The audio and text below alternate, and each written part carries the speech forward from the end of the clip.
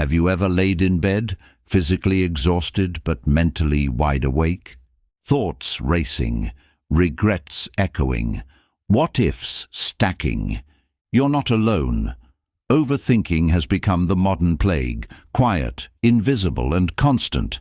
It steals sleep. It steals peace. And worst of all, it steals clarity. But what if your mind didn't need to work overtime at night? What if, instead of spiraling through anxiety, your thoughts were calm, grounded, and still? What if you could finally silence the mental noise, not by force, but by wisdom? This is where Stoicism enters, not as a concept, but as a cure.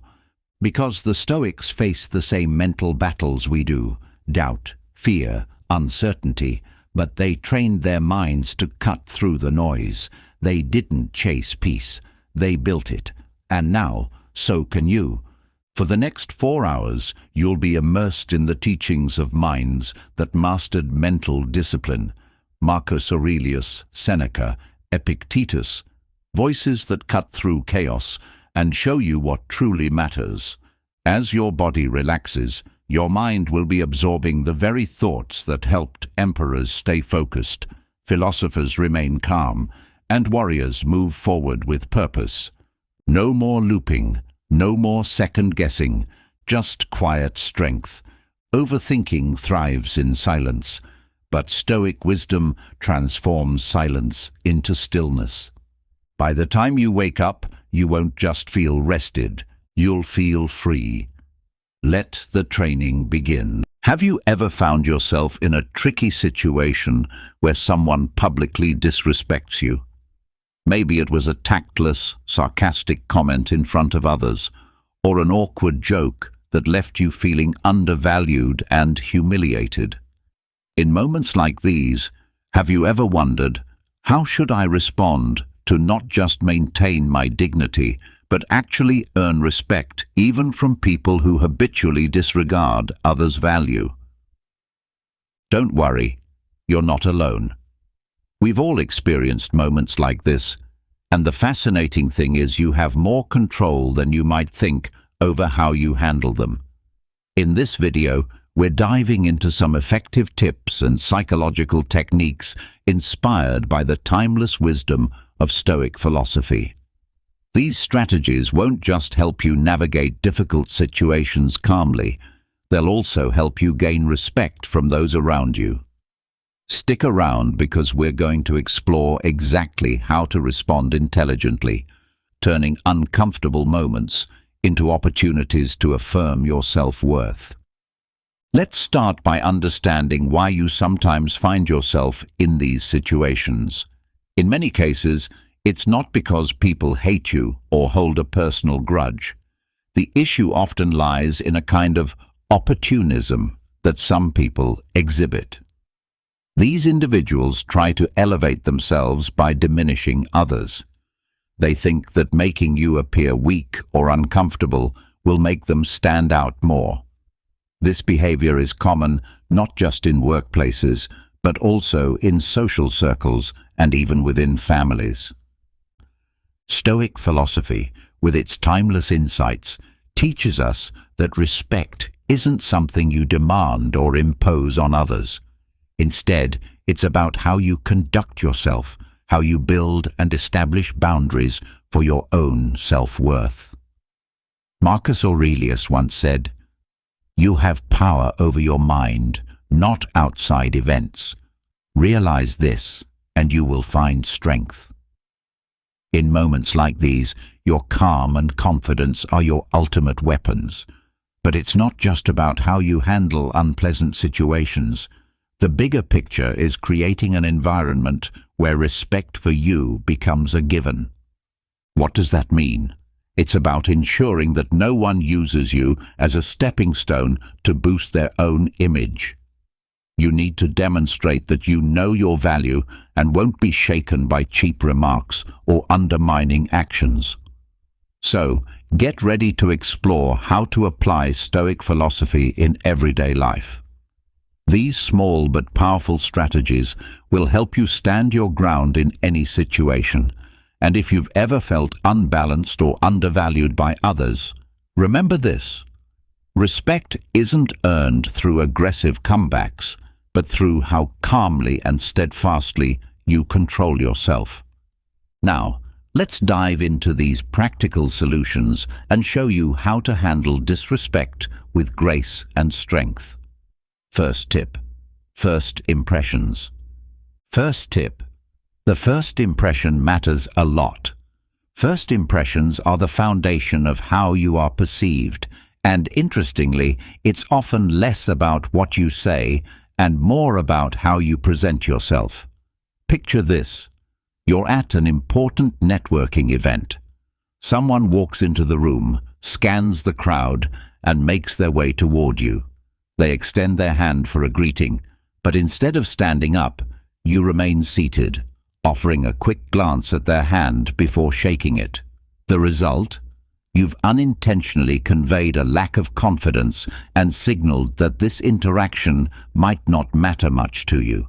Small actions like this have a massive impact on how others perceive you. The Stoics understood this deeply.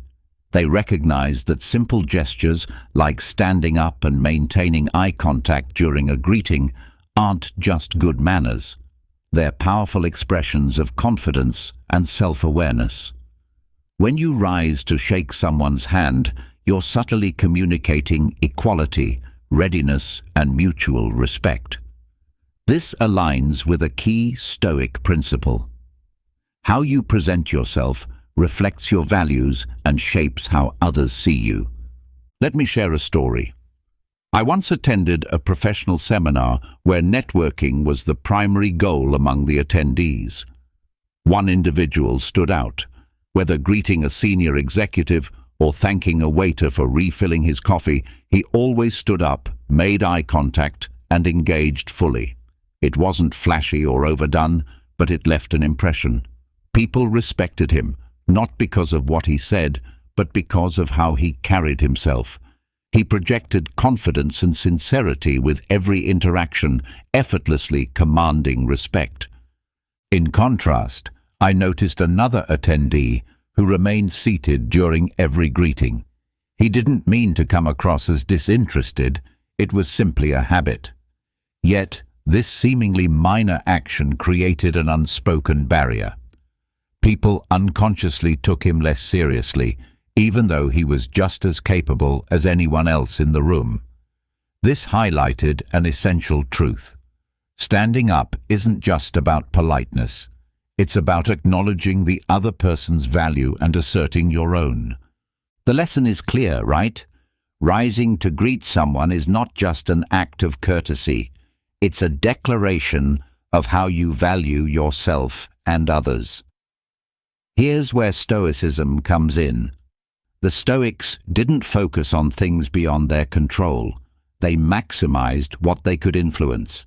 In this case, it's your behavior, your presentation, and the way you communicate your worth through small yet meaningful actions. If you want to adopt this lesson in your life, start with everyday encounters. Whether you're meeting someone in the office, at a cafe, or even during a virtual meeting, make sure you're fully present. Stand up when greeting someone, maintain eye contact, and project confidence with your body language. These simple gestures not only earn you respect, but also emphasize your inherent value, a reflection of Stoic principles in action.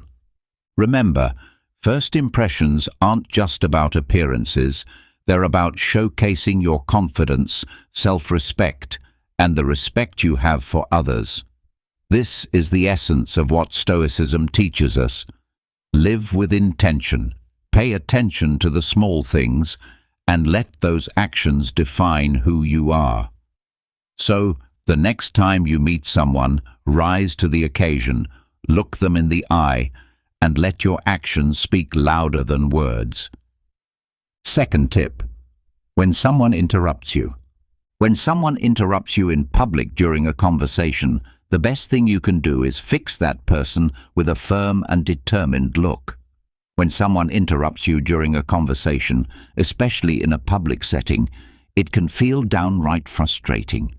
You're trying to make a point, and suddenly someone jumps in, derailing your train of thought. But hold on a second. The natural reaction for many is to get angry or respond sharply, but that often only escalates the situation and makes you appear less composed. So, what should you do? This is where Stoic philosophy steps in to help you handle the moment with calmness and authority.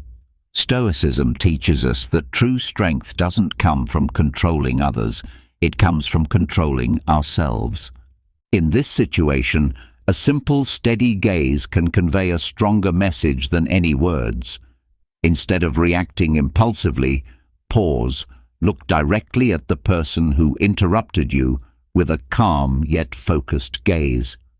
Let the silence speak for you. Their behavior is inappropriate, and you won't tolerate being disrespected.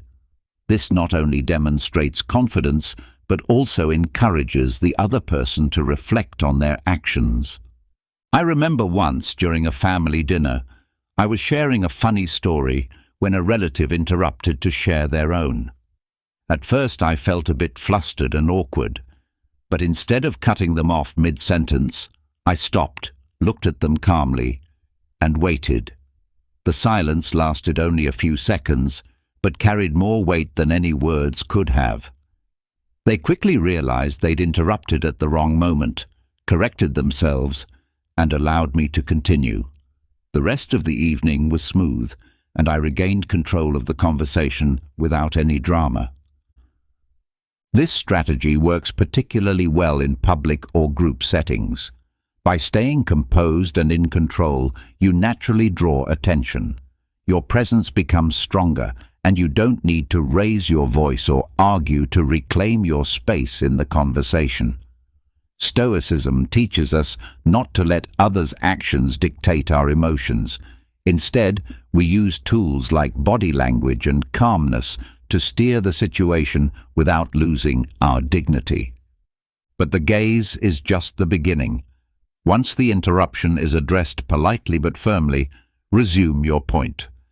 A simple phrase like, "Let me pick up where I left off," not only asserts your right to speak, but also maintains respect for everyone involved.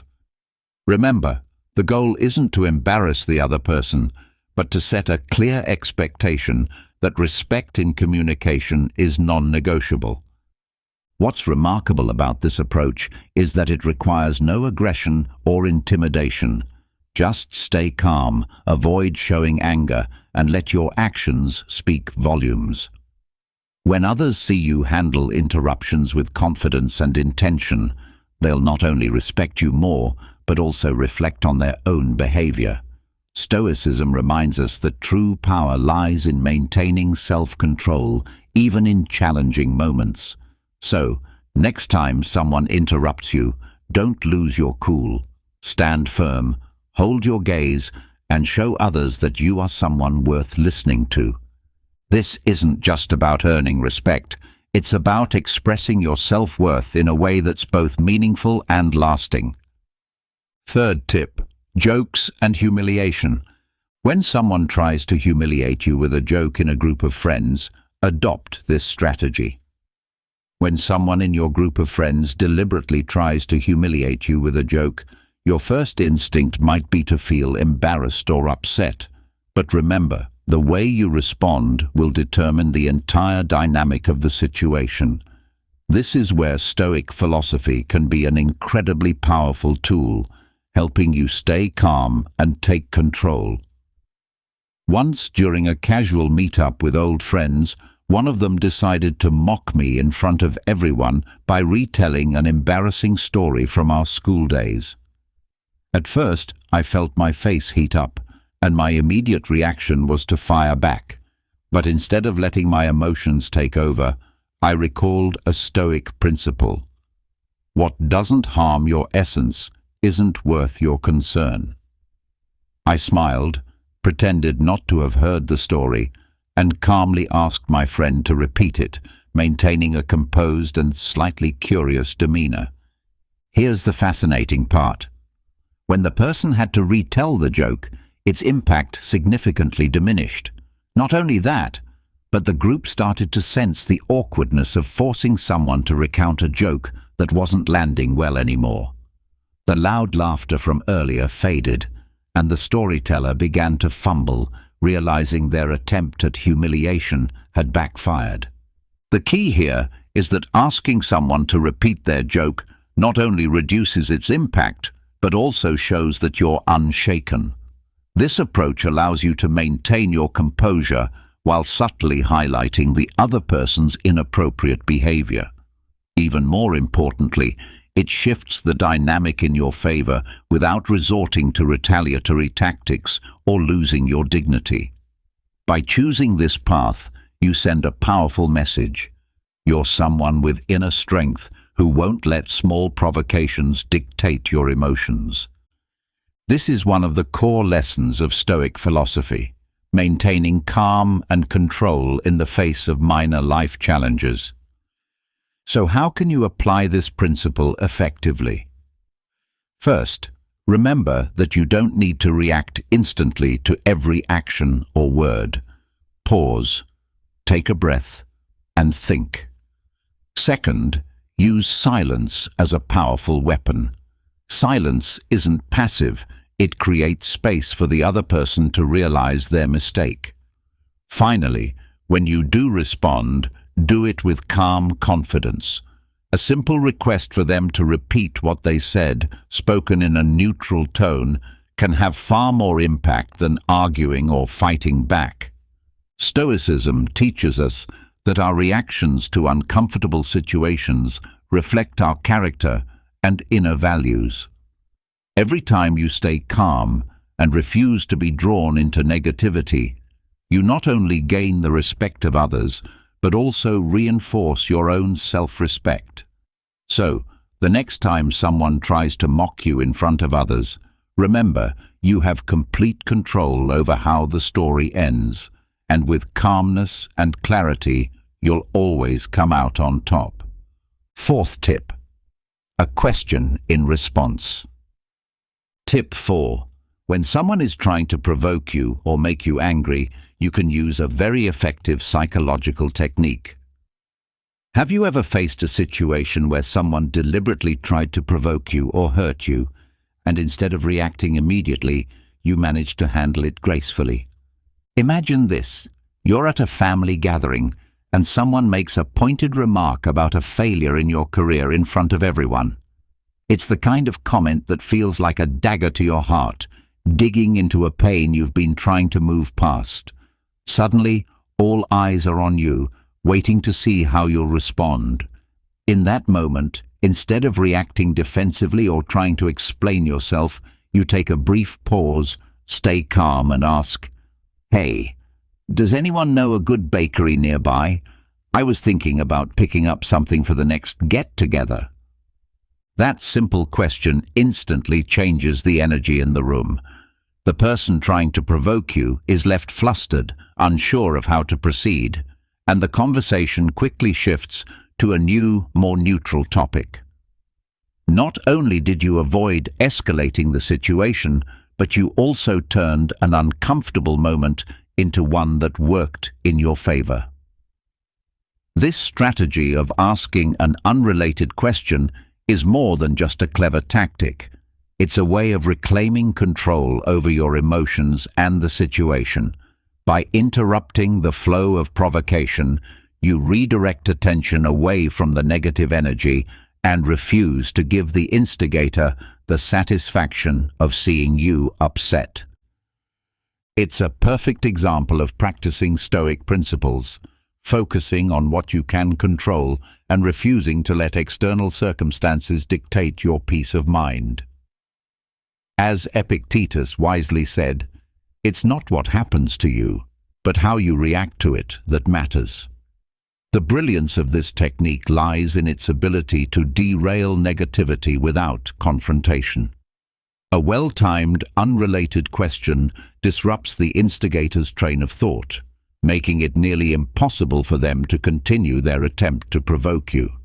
At the same time, it allows you to maintain your composure and project a sense of confidence and self-control. This is a powerful way to command respect in any social situation. To make this approach work, it's essential to keep your tone and demeanor natural.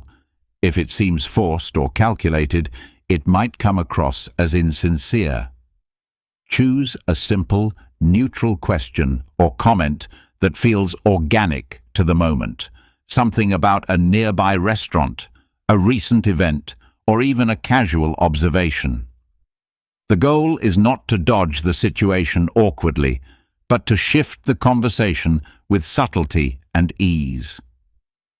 This technique doesn't just work in the moment. It builds long-term resilience and inner strength. By refusing to be dragged into emotional conflicts, you demonstrate to yourself and others that you're in control. People around you will notice this composure and come to respect you for it. More importantly, using this strategy is a step toward cultivating the core Stoic value of focusing on what you can control. You can't dictate how others behave, but you can decide how you respond. In doing so, you reinforce your sense of self-worth and send a clear message. You will not allow others to undermine your peace or dignity.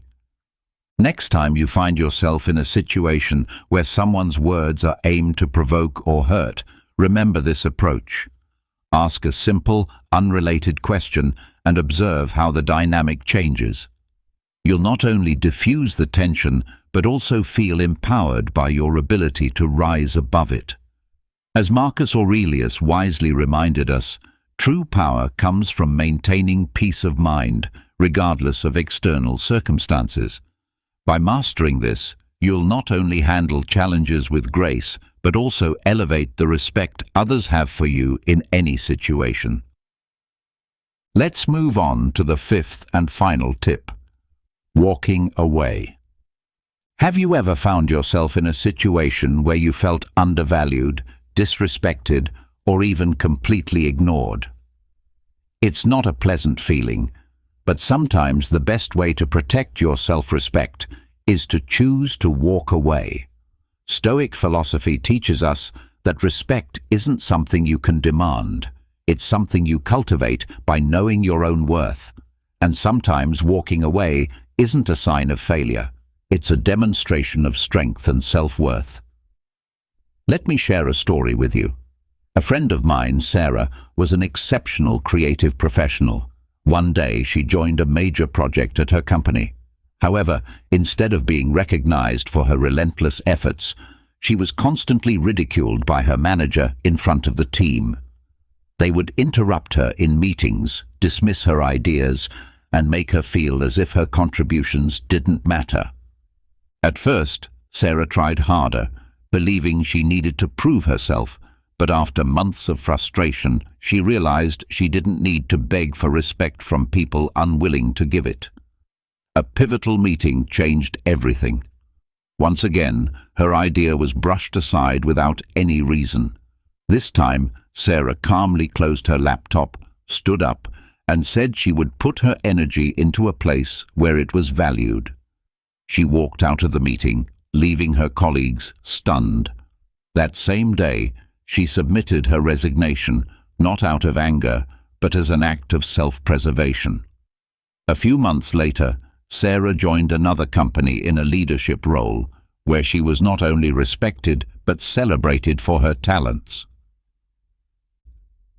Sarah's story isn't just about leaving, it's about choosing where to invest your energy. Walking away doesn't signify weakness. On the contrary, it demonstrates that you understand your value and refuse to stay in an environment that undermines it. Stoic philosophy teaches us that the only thing we can truly control is how we respond to situations. While you can't force others to respect you, you can decide not to remain in a place where respect is absent. The most powerful part of walking away is that it's not about creating drama or proving a point. It's a personal decision, quiet but resolute. It's a way of telling yourself, I am worth more than this. Marcus Aurelius emphasized, you have power over your mind, not outside events. Realize this, and you will find strength. Staying in a disrespectful environment is choosing to let others diminish your value. So how do you know when it's time to walk away? It's when you realize that all your efforts to build respect have been met with indifference. When you feel you're constantly fighting to be recognized, don't wait until your self-esteem has been eroded. Listen to yourself, and if necessary, choose to leave, because being an absence that's respected is far better than being a presence that's diminished. Walking away is not about surrendering. It's about setting boundaries. Stoic philosophy teaches us not only to control our emotions, but also to safeguard our sense of worth. The next time you find yourself being devalued, remember that sometimes the most respectful action you can take is to leave the table where your worth isn't recognized. Respect isn't begged for. It's built by how you decide to treat yourself. I would love to hear about your journey and triumphs. Please hit subscribe, turn on the notification bell, and leave a comment below to share your story, your successes, and even the challenges you've overcome. If you're not sure what to comment, just write, "I can do it," to show that you've completed this session. Your engagement helps this community grow toward wisdom and the art of turning every challenge into an opportunity. I'll leave 2 more videos here so you can continue learning and growing on your personal development journey. Thank you, and I'll see you in the next video. Unfortunately, the art of silence has been lost in our busy world, where noise and talk are always present. But what if the times we choose not to speak were just as strong as the times we do? How often do we stop and think about what our quiet means? Stoicism is an old theory that teaches people how to control themselves through reason and emotional strength. It's a great way to learn when to speak. Zeno, the founder of Stoicism, said, "It's better to trip with the feet than with the tongue." This wise saying brings up a basic question. How many times have we felt bad about saying something in a hurry or out of anger? Stoicism doesn't just tell us not to do things. We owe it to ourselves to use silence as a tool for growth and peace. Imagine facing life's challenges with the calm confidence that your silence speaks louder than any words ever could. Stoic philosophy teaches that silence isn't just the absence of speech, but a deeply felt response that has been carefully chosen. It is an active, powerful force, a plan that can help ease disagreements, protect us from harm, and help us understand. But when exactly should we embrace silence? Together, we'll find out 9 key times when choosing silence is not only smart, but also life-changing. As we go deeper into these lessons, think about how practicing Stoic silence might change the way you deal with others and your own peace of mind. What if you could end a heated fight with a calm, measured silence instead of harsh words? What might a quiet pause help you say about your feelings and thoughts? Come with us as we dig up the strong times to shut up and let the knowledge of Stoicism guide us. Are you ready to learn more about the deep knowledge of Stoicism? Please leave a word before you start your journey. Number 1. When being criticized unfairly. According to Stoic philosophy, being unfairly criticized is a unique chance to become stronger and show integrity. The main ideas behind this old knowledge come from the ruler Marcus Aurelius, who once said that if something outside of you bothers you, it's not the thing itself that's hurting you, but how you think about it. He also said that you can change how you think about something at any time. Insight says that what bothers us about criticism is not the criticism itself, but how we see and respond to it. Think about this. How might changing how you see criticism make you stronger? Can you think of a time when staying calm in the face of unfair criticism changed the outcome? For example, if you are leading a project at work and your boss criticizes it harshly, a Stoic response would be to calmly look at the feedback and find useful insights while ignoring any negative information that isn't based on facts. Epictetus said that this way of doing things will not only keep your peace, but also keep your professional honor. Don't talk about your theory, live it. To live by philosophy, you have to respond with calm, well-thought-out responses instead of defensive ones. You should let the quality of your responses and ultimately your work speak for itself. Not responding when unfairly criticized is not just a passive act, it's a strategic one. To embrace Stoicism's call to focus on what we can control, our responses and attitudes, this quiet strength turns possible conflict into a sign of your personal strength and philosophical dedication.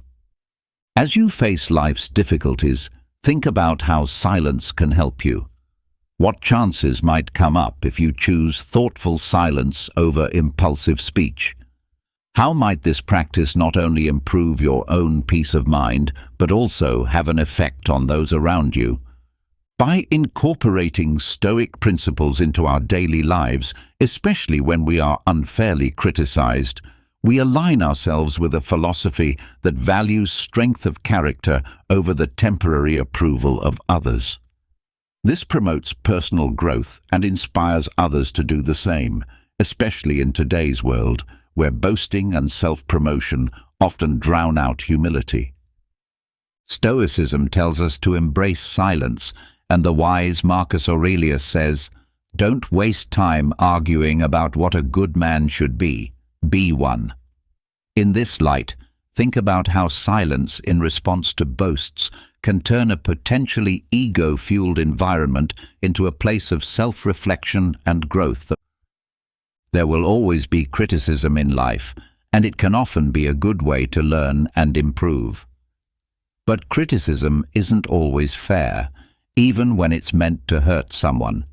In these kinds of scenarios, it can be hard to stay calm and act in the right way. Stoicism, a theory that began in ancient Greece, has timeless advice on how to handle rude criticism with class and grace.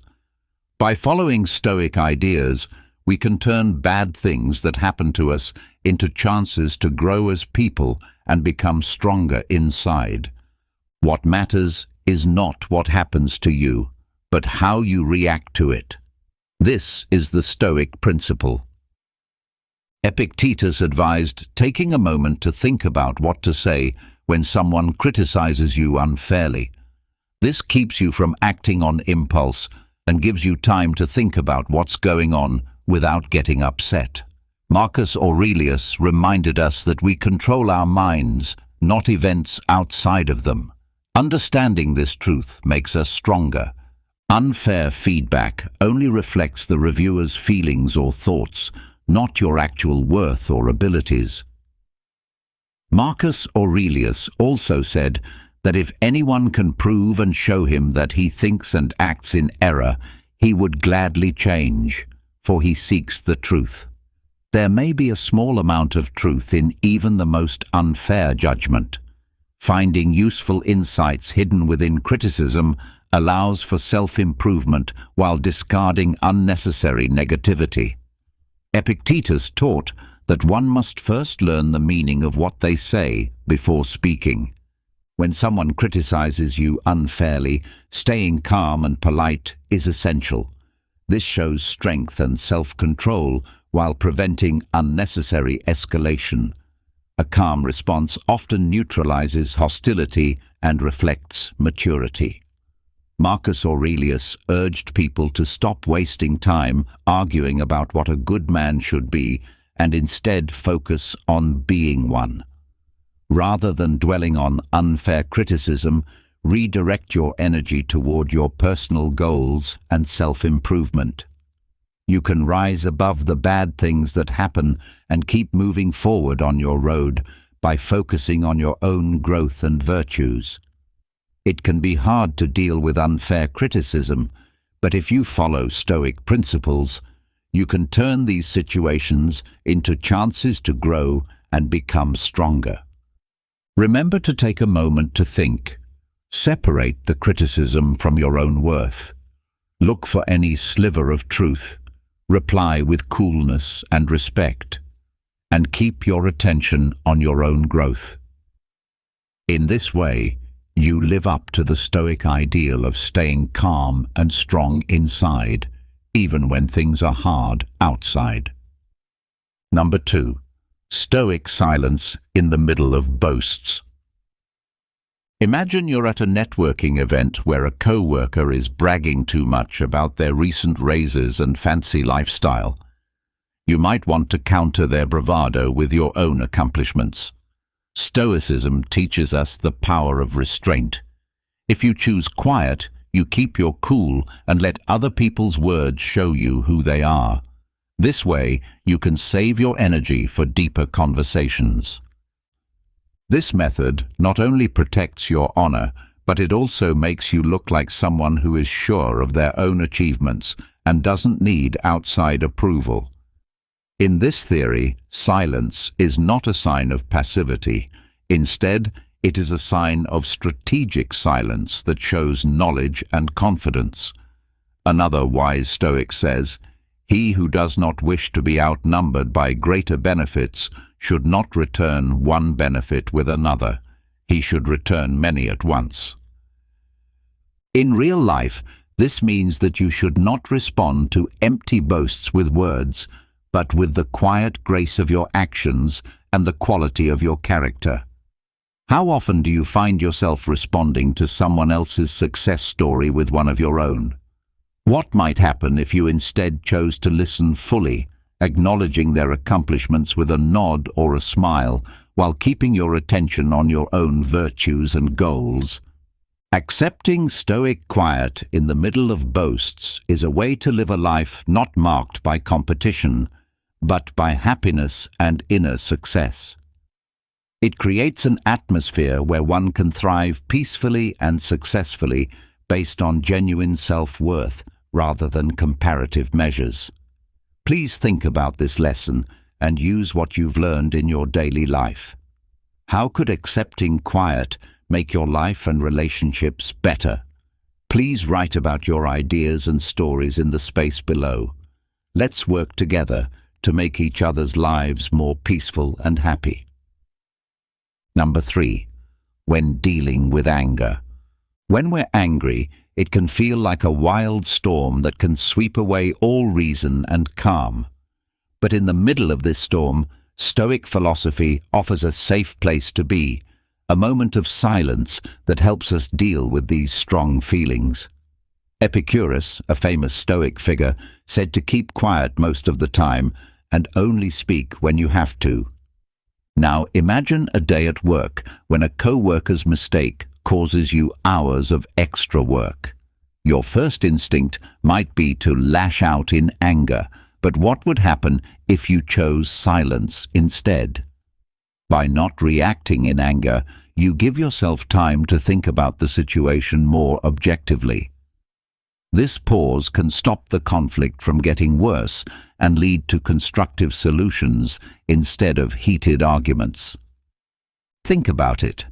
How often has reacting quickly in anger made you think about what could be different if you took a moment to calm down before speaking? Marcus Aurelius, another well-known Stoic, gives advice in his writings.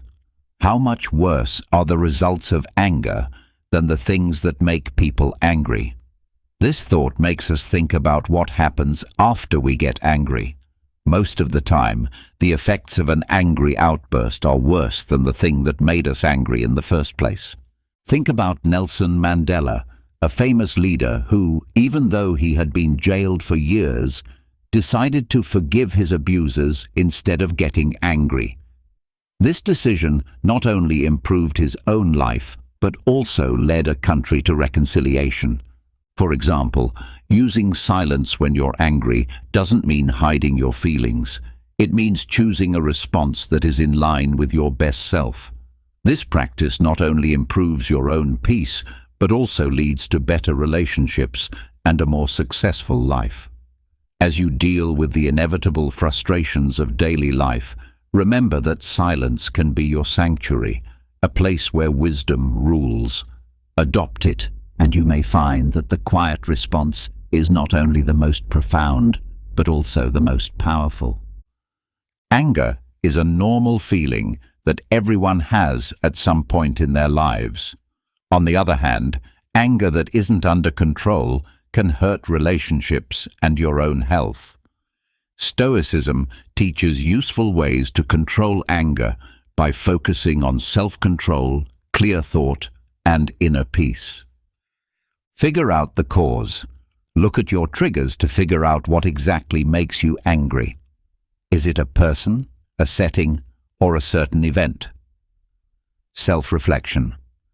Think about why these things really set you off. Our assumptions and ideas about things often play a big role. Acceptance. Know that you can't change the things that happen in the outside world. What you can change is how you react to these things. Practice being mindful. Keep your mind on the present time instead of focusing on past problems or worries about the future. Exercises for deep breathing. When you feel angry, do exercises for deep breathing to calm your mind and body. Pause and think before you respond. Stop and think about what will happen if you do something. Change your point of view. Try to see things from the other person's point of view to show empathy. Seeing things from their point of view can help you feel less angry. Change the way you see it. Think about how a Stoic philosopher would see things. Would they think it was unimportant or important? Focus on solutions. Instead of dwelling on the issue at hand, think of useful ways to handle it. Build emotional strength. Learn to control yourself. Remind yourself that you can choose how to react. Use self-control and patience. Emotional detachment. Learn to control yourself. Remind yourself that you can choose how to react. Use self-control and patience. Emotional detachment. Learn to separate your feelings from what's going on. Take a step back and look at it objectively instead of personally. Get stronger inside. Do things that help you deal with your emotions, like exercising, writing in a book, or meditating. Use your anger in a healthy way. Positively channel your energy. Instead of being angry, put your energy into things that will help you, like working out or making art. Learn and grow. Use your anger as a chance to learn more about yourself and change how you respond in the future. How to communicate well. Talk about how you feel in a cool and confident way without being hostile or angry. Managing your anger well is important for your health and the health of your relationships. You can turn anger into a good force by getting to the bottom of it, practicing mindfulness, changing your point of view, building mental strength, and finding healthy ways to use your anger. Follow the advice of Stoicism to find inner peace and live a healthy, peaceful life. Number 4. Silence amidst unfounded rumors. Silence in the middle of false rumors. When people talk to each other, stories are like leaves caught in a gust of wind. When these rumors aren't true, they can cause harm and confusion. Stoic philosophy gives us a strong answer: quiet. Think about the story of a teacher in a small town who was wrongly accused of misconduct. As rumors spread through the community, the teacher chose not to add to the heat by denying or explaining what happened. Instead, she relied on her honesty and integrity to stand firm. This silence is not a passive surrender, but a smart decision based on wisdom. Marcus Aurelius said, "You hold power over your thoughts, not over outside events. Understand this, and you will be strong." How often have we seen quickly spoken words make things worse? How might silence protect you from the arrows of false accusations? By refusing to comment, the teacher let the community's initial excitement die down. As time went on and no new proof came to light, the truth became her defense. This shows the Stoic belief that you should focus on what you can control, like your reactions and actions, instead of worrying about how stories spread, which you can't stop. Epictetus once said that if someone says bad things about you, you should always compliment them. This counterintuitive method says that reacting to negativity with positivity, or in this case, silence, can stop and change the course of unproductive interactions. When false accusations are made, speaking quietly can show respect and trust in the truth. To use this in your own life, think about how important it is to wait to reply to stories until the storm passes.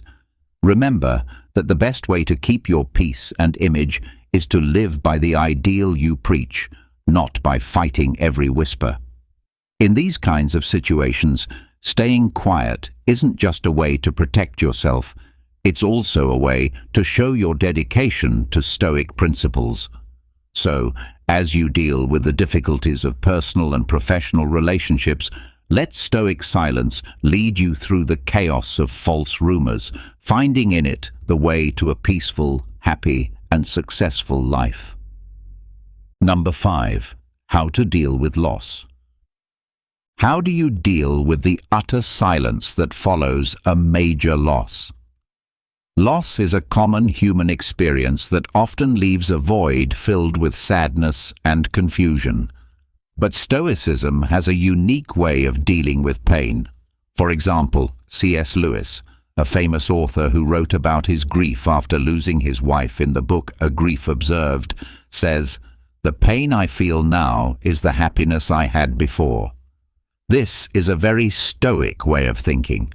Stoics believe that our experiences are part of a bigger natural flow of life, and that loss and love will always go hand in hand.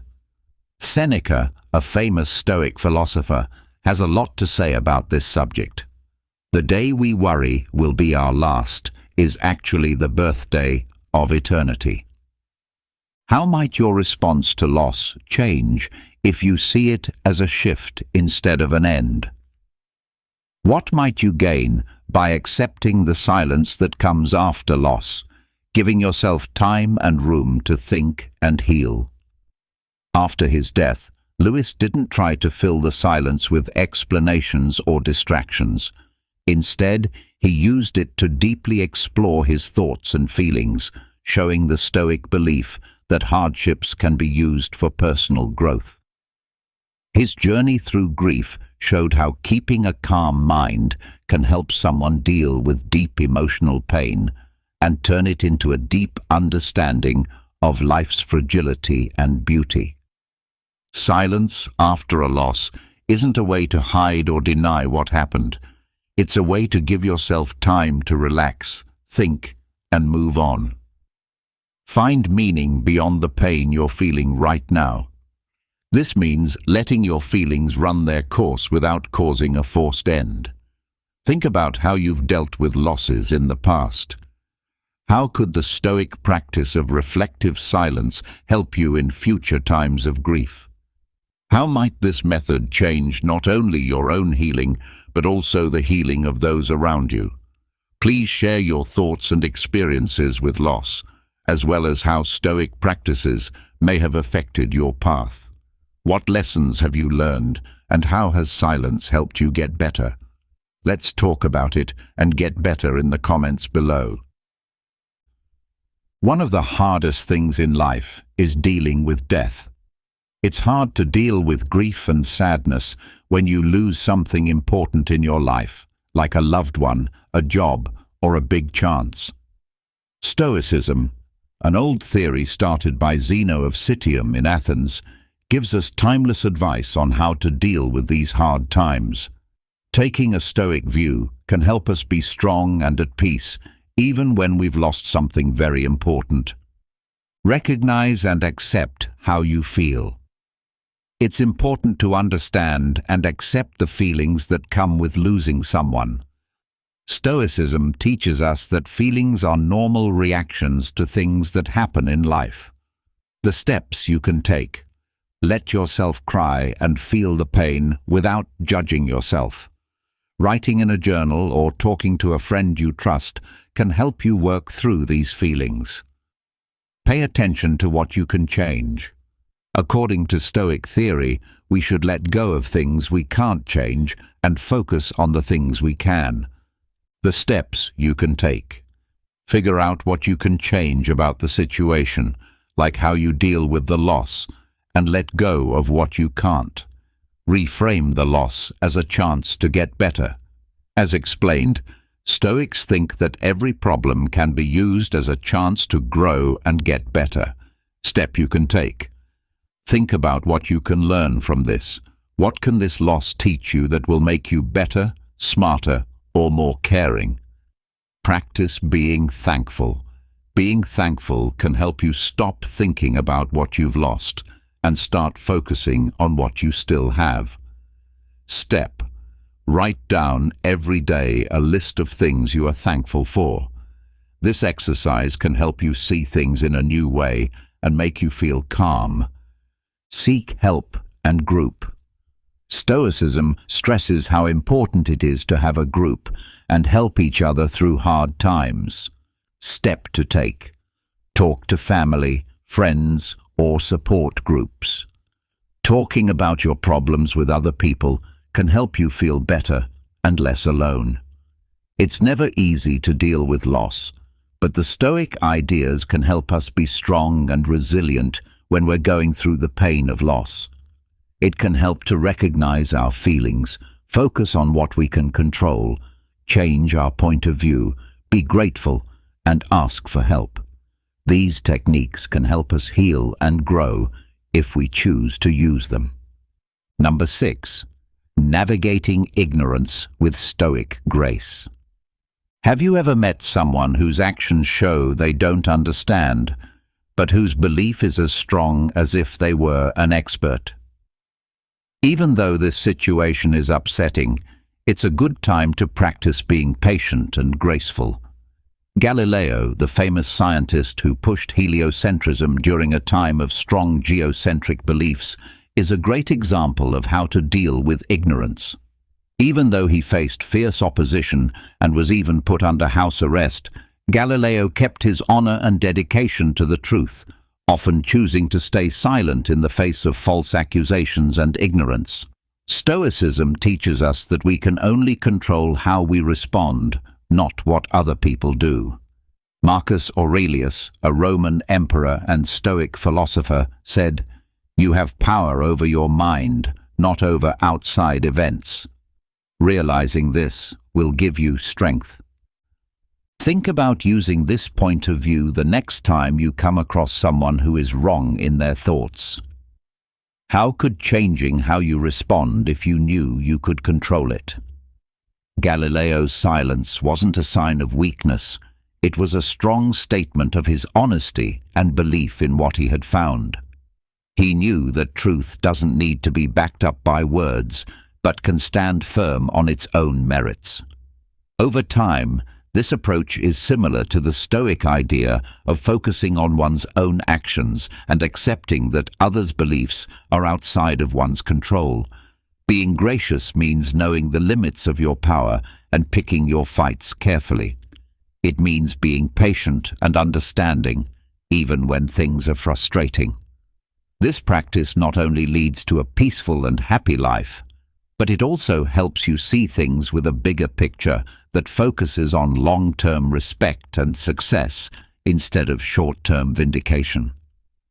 Think about how silence can be a graceful reaction to stupidity in your own life.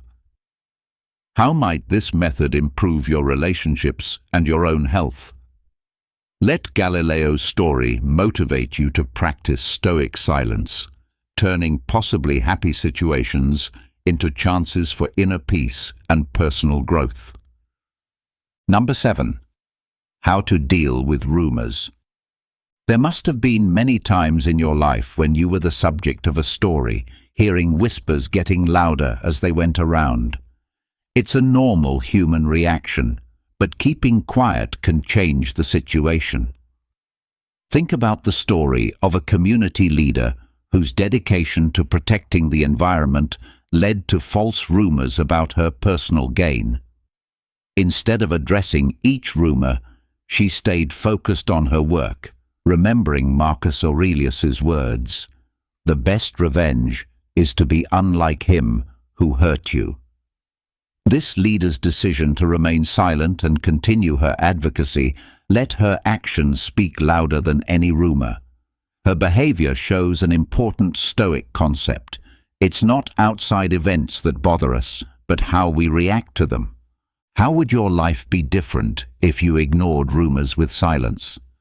What strength could you gain by deciding not to explain, but to keep going on your path? If someone says bad things about you, and it's true, Epictetus tells us to fix ourselves. If it's a lie, this wise leader not only kept the peace, but also told her people to look past the lies by telling them to laugh at them. People who didn't believe in her slowly lost faith, but her calm attitude and unwavering commitment showed that Stoic silence can help you keep your image and self-respect. This story shows how Stoicism can be used in modern life by showing how our reactions to false information can either feed the fire or put it out. It also shows that silence is not a passive choice, but an active and powerful way to let our lives and results show what kind of person we are. Think about this approach the next time you hear rumors. How can practicing Stoic silence help you stay calm and focused? How might it change how other people see you over time? I want you to share your ideas and experiences with dealing with rumors in the comment section below. What have you learned from these events, and how has silence helped you get through them? Your ideas could help someone find their way. Rumors can spread fast, hurt your image, cause a lot of stress, and make things more confusing. It is important to come up with good ways to deal with gossip in a world where information spreads quickly. There is timeless knowledge in Stoic thought that tells us how to stay calm, collected, and logical when we face problems. Keep your emotions in check. It is important to keep your feelings in check when you hear stories. When you react quickly or strongly, it can make things worse and give the stories more weight. Instead, try to keep your emotions in check and look at the issue without bias. Pause before you answer. Take a few deep breaths and tell yourself that other people's opinions don't define your worth. Do things that calm you down, like awareness or meditation, to stay calm. Get clear and get the facts.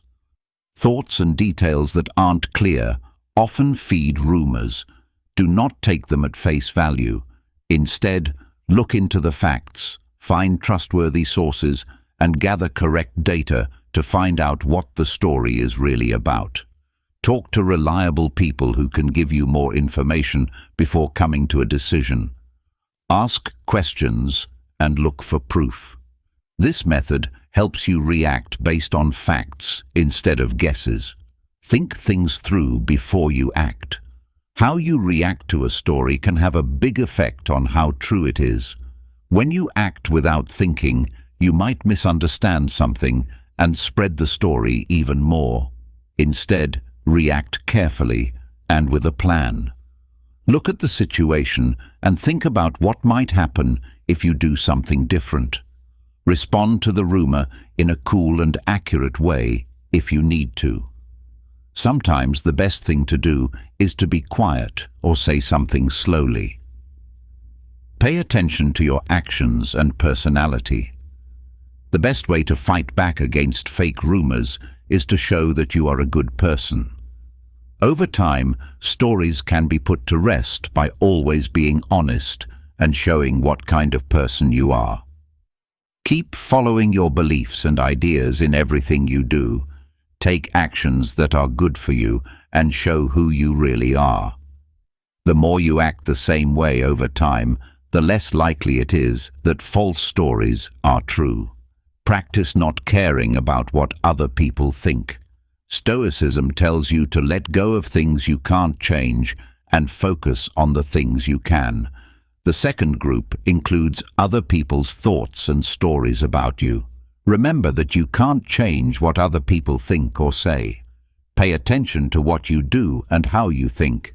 Accept yourself and have faith in your ideals, no matter what other people say.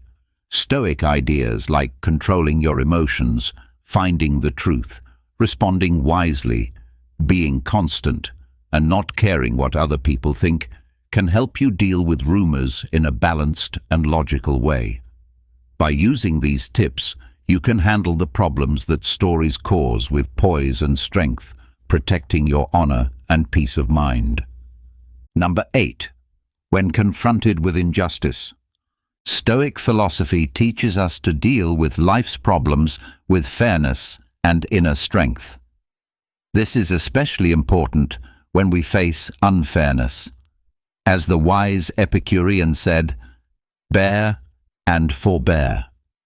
This maxim tells us to go through hard times without complaining and forgive others for their mistakes. Nelson Mandela fought against racism in South Africa in a way that made this theory very clear.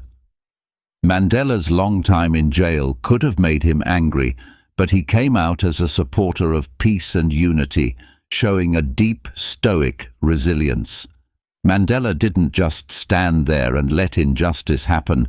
He chose to focus on healing and unity instead of getting even. This choice shows a key Stoic principle. Our biggest power lies in our ability to choose how to react to outside events. How might our own lives change if we followed Mandela's lead when it comes to the unfair things that happen to us? Can we choose to show understanding and kindness even when it seems impossible?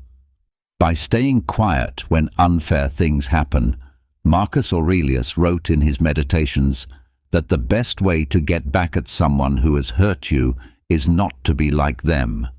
By choosing not to get into a fight and instead developing a spirit of healing and forward thinking, Mandela changed the way a whole country thought about justice and peace. His life shows us that silence is not a sign of submission. Instead, it can be a powerful tool for change and a sign of personal integrity. This Stoic way of thinking doesn't mean passively accepting injustice. Instead, it involves a strategic and principled silence that prepares us for constructive action. It's about keeping your inner peace and using calm to inspire thoughtful solutions that address wrongdoing and foster a collective move towards a better future. As we face both small and large injustices, let us remember Mandela's silent strength. His legacy teaches us that sometimes the most profound response is cultivated in silence, allowing us to build a foundation for meaningful change and a happier, more successful life. Adopting this can transform both personal hardship and communal strife, leading us to a more peaceful existence. Everyone has to deal with unfair situations at some point in their lives. As a Stoic, it's important to handle these scenarios with calmness and knowledge. The ideas of Stoic thinkers like Marcus Aurelius, Seneca, and Epictetus can help you understand how to deal with unfair situations. Focusing on what we can control, staying calm inside, and reacting logically are some of the things they stress. Keep your peace inside. Marcus Aurelius says that no matter what is going on around you, you should keep your mind cool and collected. Emotional regulation. To keep your emotions in check, do things like deep breathing, being aware, and meditation. Accept what you can't change. Know that you can only change how you react to other people's acts. Answer logically. Think before you act. Instead of moving without thinking, stop and think about what the best thing to do is. Try to understand. Try to figure out why the unfair thing happened. This can help make things clearer and maybe even show a way to solve the problem. Avoid getting back at people. Getting back at people with anger or revenge only makes things worse. Try to respond in a reasonable and calm way. Take a look at your values. Always stick to your principles, no matter what. Let your behaviors be based on your core beliefs and principles. Moral integrity. Make sure that your answer is in line with your morals and upholds your honor. Set a good example. Show others how to deal with unfairness with respect and honor by the way you act. Look for constructive answers. Problem-solving attitude. Instead of dwelling on the problem, go into the situation with the attitude of finding ways to solve it. Communication. Talk to the people involved in an open and honest way to try to find a fair answer. Advocate for change whenever you can. Try to make changes to the system that get to the bottom of the unfairness. Grow and learn. Stop and think about what happened. Think about what happened and what you can learn from it. Personal growth. Look at the experience as a chance to grow as a person and make yourself stronger. Future readiness. Get the skills and information you need to handle similar scenarios better in the future. It is important to stay calm, react logically, stay true to your ideals, look for helpful solutions, and learn from the experience when you are faced with injustice. If you follow these Stoic principles, you can deal with unfair situations with kindness and honesty, making them into chances to grow and make things better. Number 9. How to handle insults with Stoic wisdom. Handle insults with Stoic wisdom. Epictetus, a Stoic philosopher, once said, "If someone succeeds in provoking you, realize that your mind is complicit in the provocation." This maxim should wake us up every time someone insults us, and it also gives us a deep way to deal with insults. Be quiet. This insight tells us that we can choose how to react by choosing silence and understanding instead of conflict. Mahatma Gandhi, for example, faced insults and resistance in his fight for Indian freedom, but he didn't answer with anger or insult. Instead, he chose to be silent and understand. Gandhi believed in a form of pacifism, which is similar to the Stoic way of life, joyful peace. Gandhi's reaction to verbal and physical attacks was to keep quiet. This often made his enemies less dangerous and won support for his cause among the public. How might taking a similar stance when you are insulted change the dynamics of your interactions with others? What could you gain by keeping your cool instead of responding with words? When someone attacks you, you give yourself room to act with purpose instead of impulsiveness. This stern practice not only keeps you calm, but it also makes you look like a leader who is above everyone else. Small disagreements echoed Marcus Aurelius's. How much worse are the results of anger and grief than the things that made us feel those ways? Think about this as you deal with the problems that come up every day. Think about what this stern silence could do for your life. Could it be the key to a better, more successful life? How might your actions affect how other people deal with problems? As we've looked at the 9 pivotal moments to embrace, silence from dealing with talk to facing loss, Stoic advice has shown us a way to peace and understanding. Marcus Aurelius once said, "Don't waste time arguing about what a good man should be. Be one." In the spirit of his words, let us practice the deep strength that can be found in silence by deciding when to speak and when to listen. This will help us live a peaceful, happy, and kind life. Feel free to use these Stoic principles in your everyday conversations and see how the power of thoughtful silence can make your life better. If you found this talk deep and useful, please click the like button, leave a note with your thoughts, and don't forget to share these deep philosophical ideas with everyone you know. If you're new, subscribe to our channel to get more deep lessons in Stoicism that will help you grow. See you in the next lessons.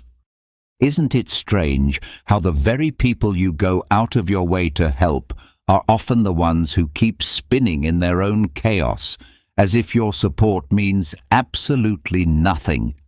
It's like standing on the shore with a life preserver, watching someone who's drowning but refuses to grab hold, choosing instead to stay submerged. And there you are, stuck wondering when exactly you signed up to be the lifeguard for someone who doesn't want to be rescued. This is exactly what Stoic philosophy warns us about, the danger of wasting our energy on what is beyond our control. There are certain people who fit this category so perfectly that the only real help you can offer them is none at all. But before we dive into that, I want to tell you a story. A simple tale that holds a deep lesson you'll want to remember. There once lived a man named Martin in a small village. Everyone knew him for his generous heart. He never turned away anyone who asked for help. Family, neighbors, strangers, it didn't matter.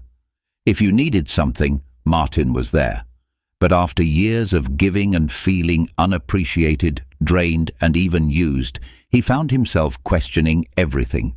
So he went to the village elder, Don Pablo, hoping to find clarity. Martin poured out his heart, sharing how exhausted and disappointed he felt. His help was rarely acknowledged, often exploited. Don Pablo listened and then said, "Helping is a virtue, yes, but not everyone who asks for help deserves it. Sometimes the most powerful act of kindness is knowing when not to give." Martin, curious and confused, leaned in. Don Pablo then told him this story. A traveler once met a beggar by the riverside. Moved by the man's plea, the traveler gave him a coin. The next day the same thing happened, and again on the third. But by then the traveler noticed something. The beggar hadn't moved, hadn't changed, hadn't tried to improve his situation. He simply kept asking, and the traveler realized that he wasn't helping the man rise. He was enabling him to stay where he was. Don Pablo looked Martin in the eye and said, "Some people, like that beggar, don't want to change. They prefer dependence. Helping them doesn't uplift. It traps them deeper. Real help teaches people to stand on their own." Martin took a moment to let that sink in. "So, who should I not help?" he finally asked. With a knowing smile, Don Pablo replied, "Don't help those who refuse to help themselves. Don't help those who manipulate your kindness. Don't help those who only show up when they need something and vanish when all is well." And in that moment, Martin understood. True kindness is noble, but wisdom lies in knowing who's worthy of it. Over time, he learned to tell the difference between someone needing a hand and someone wanting to be carried forever. The moral is simple, but often ignored. Unconditional generosity can backfire. Sometimes saying no is the kindest thing you can do for them and for yourself. Now let's dive deeper, starting with one of the hardest types of people to deal with, the ones who resist change no matter what. You know the type. Life surrounds you with all kinds of people, from those who light up a room to those who suck the air right out of it. Let's talk about the immutable, the person who, despite endless chances, clings to their excuses and complaints like a child with a blanket. You've probably tried to help someone like this. You offer advice, encouragement, maybe even tangible support, but nothing works. They won't budge. Picture it like this. You're on a sinking ship, and you're urging everyone to grab a paddle and row toward shore. But this one person, they just sit there, moaning about how cold the water is, refusing to lift a finger. Isn't that infuriating? The immutable doesn't want solutions. They want sympathy. They don't want change. They want someone to keep validating their misery. And the more you try to help, the more you risk drowning alongside them. The Stoics were clear on this point. You can't control others, only your own reactions. So when someone refuses to leave their comfort zone, it's not your failure. It's their choice. You can offer them a lifeboat, sure, but if they'd rather cling to the sinking ship, let them. That decision belongs to them. So what should you do? Start by setting clear boundaries. Compassion is noble, but it should never be a bottomless well that drains your soul. Decide in advance how much energy you're willing to invest. Understand that listening to someone isn't the same as fixing their problems. You're not their savior. Another thing you can do? Encourage reflection. Don't just hand out solutions. Ask questions. Make them think about their own situation. That alone can shift their mindset more than any lecture ever could. But also accept this. Not everyone is ready for change. And that's okay. Some people aren't seeking transformation. They're seeking comfort in what they know, even if it's painful. Your job isn't to push them. It's to respect yourself enough not to be pulled down with them. Ultimately, if they want to keep drifting on a broken raft, that's their journey. You don't have to join them. Sometimes the most loving choice is distance. That's what the Stoics meant by letting go of what you cannot change. And as Carl Jung once said, there are people who prefer suffering because it's familiar. You don't have to be part of that process. Now, let's turn to another type of person you need to watch out for. The manipulator. Ever feel like someone's draining the life out of you? Like no matter how much you give, it's never enough? Welcome to the world of emotional vampires. These manipulators might not have sharp teeth, but they'll suck the energy right out of your soul just the same. Manipulators know exactly how to twist your generosity into obligation. They're masters at making you feel like a terrible person if you don't give them your time, your money, your support, whatever it is they want. They don't need you, they need a host, and you're the one they've chosen to feed off.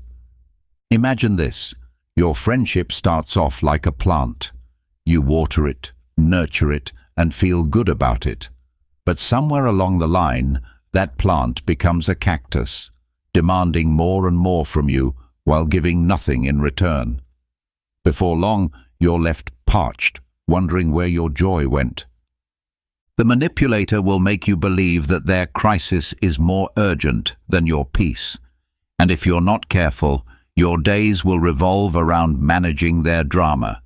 You'll become their unpaid therapist, their emotional crutch, and in the worst case, their accomplice in avoiding responsibility. So how do you spot them before it's too late? Start by noticing the patterns. Are they always in trouble? Do they always need you to solve their problems? That's a red flag. Everyone goes through hard times, sure, But a permanent victim mentality is a sign of emotional manipulation, not misfortune. Also, pay attention to how they make you feel. Do you leave every interaction feeling drained? Do you feel guilty if you don't help them? That's not empathy, that's emotional blackmail. Guilt should never be the driving force behind your kindness. And their stories? Always dramatic, always heavy. If it starts feeling like you're stuck in someone else's soap opera, maybe it's time to change the channel. This doesn't mean you have to become emotionally distant or cold. Stoicism isn't about rejecting all human connection. It's about protecting your peace. Your well-being matters just as much as anyone else's. Sometimes the most empowering word you can say is a firm no. Not because you don't care, but because you care about your own energy too. You don't owe anyone your exhaustion. Love doesn't have to mean sacrifice. Compassion doesn't mean self-neglect. So remember this: your time, your energy, your kindness, these are gifts, not obligations. Don't give them to people who use them as weapons. You're not here to be anyone's fuel source. The key is in knowing when to give freely and when to walk away. I'm not telling you to become a stone, some emotionless figure who clings to Stoicism so tightly that you end up avoiding all meaningful human connections. That's not what this is about. What I am saying is this: life is not meant to be an endless series of sacrifices where your own well-being becomes just a footnote. There are times when saying a clear no is far healthier than saying yes just to keep the peace, especially when that yes leaves you completely drained by the end of the day. You need to recognize your value. You weren't born to be everyone's savior. You were born to live your life to its fullest potential. Sometimes helping someone is a beautiful act of love, but other times it's just enabling a pattern of emotional abuse. So before you reach out to offer help, pause and ask yourself, am I truly helping, or am I just allowing myself to be used? Being manipulated isn't kindness. You are the author of your own life. Don't hand the pen to someone who will twist your story into something it was never meant to be. And remember this well: what you don't need, you don't have to give. Generosity should come from abundance, not depletion. Now let's talk about the victimist, that archetype of someone who constantly walks around in a metaphorical superhero cape, not to rescue anyone, but to search for someone else to blame for their every misfortune. It's never their fault. The world is unfair. If it weren't for the universe conspiring against them, everything would be perfect. Their list of excuses is so long, it seems they're rehearsing for a role in a melodrama. But behind this relentless blame game is a refusal to take responsibility for their own life. The victimist is like a sailor who refuses to learn how to sail. Instead, they drift, blaming the waves, the weather, the sharks, anything but their own lack of initiative. They choose to be passive in the story of their life, making themselves the tragic hero and turning you into the frustrated audience member, silently begging for someone to change the channel. Picture this: you're in a waiting room, and there they are in the corner, complaining as if they're showing off the latest smartphone. Complaints about work, about friends, about life. Nothing is ever their responsibility.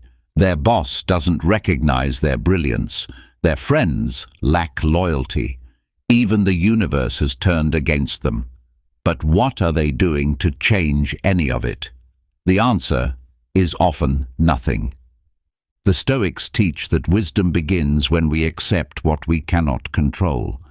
But the victimist missed that lesson entirely. They cling to their bowl like a fish that refuses to see the ocean beyond the glass. Instead of seeking solutions, they choose to wallow in the muddy waters of their excuses, drowning in self-pity that's grown stale with time. So what do we do about the victimist? That's the hard part. Compassion has its place, and there are people who genuinely need our help. But there are others, like the victimist, who are comfortable staying stuck. The healthiest thing you can do may be to step back. Ask yourself if your energy is really well spent on someone who refuses to grow. Helping them might be like offering a map to someone who insists that every pothole is someone else's fault. Sometimes, letting people deal with the consequences of their choices is the most loving thing you can do. Be a lighthouse, not a lifeboat. If someone is deeply committed to their role as a victim and they're not ready to move forward, you risk getting swept up in their emotional storm. Stoicism reminds us that we control only our own responses.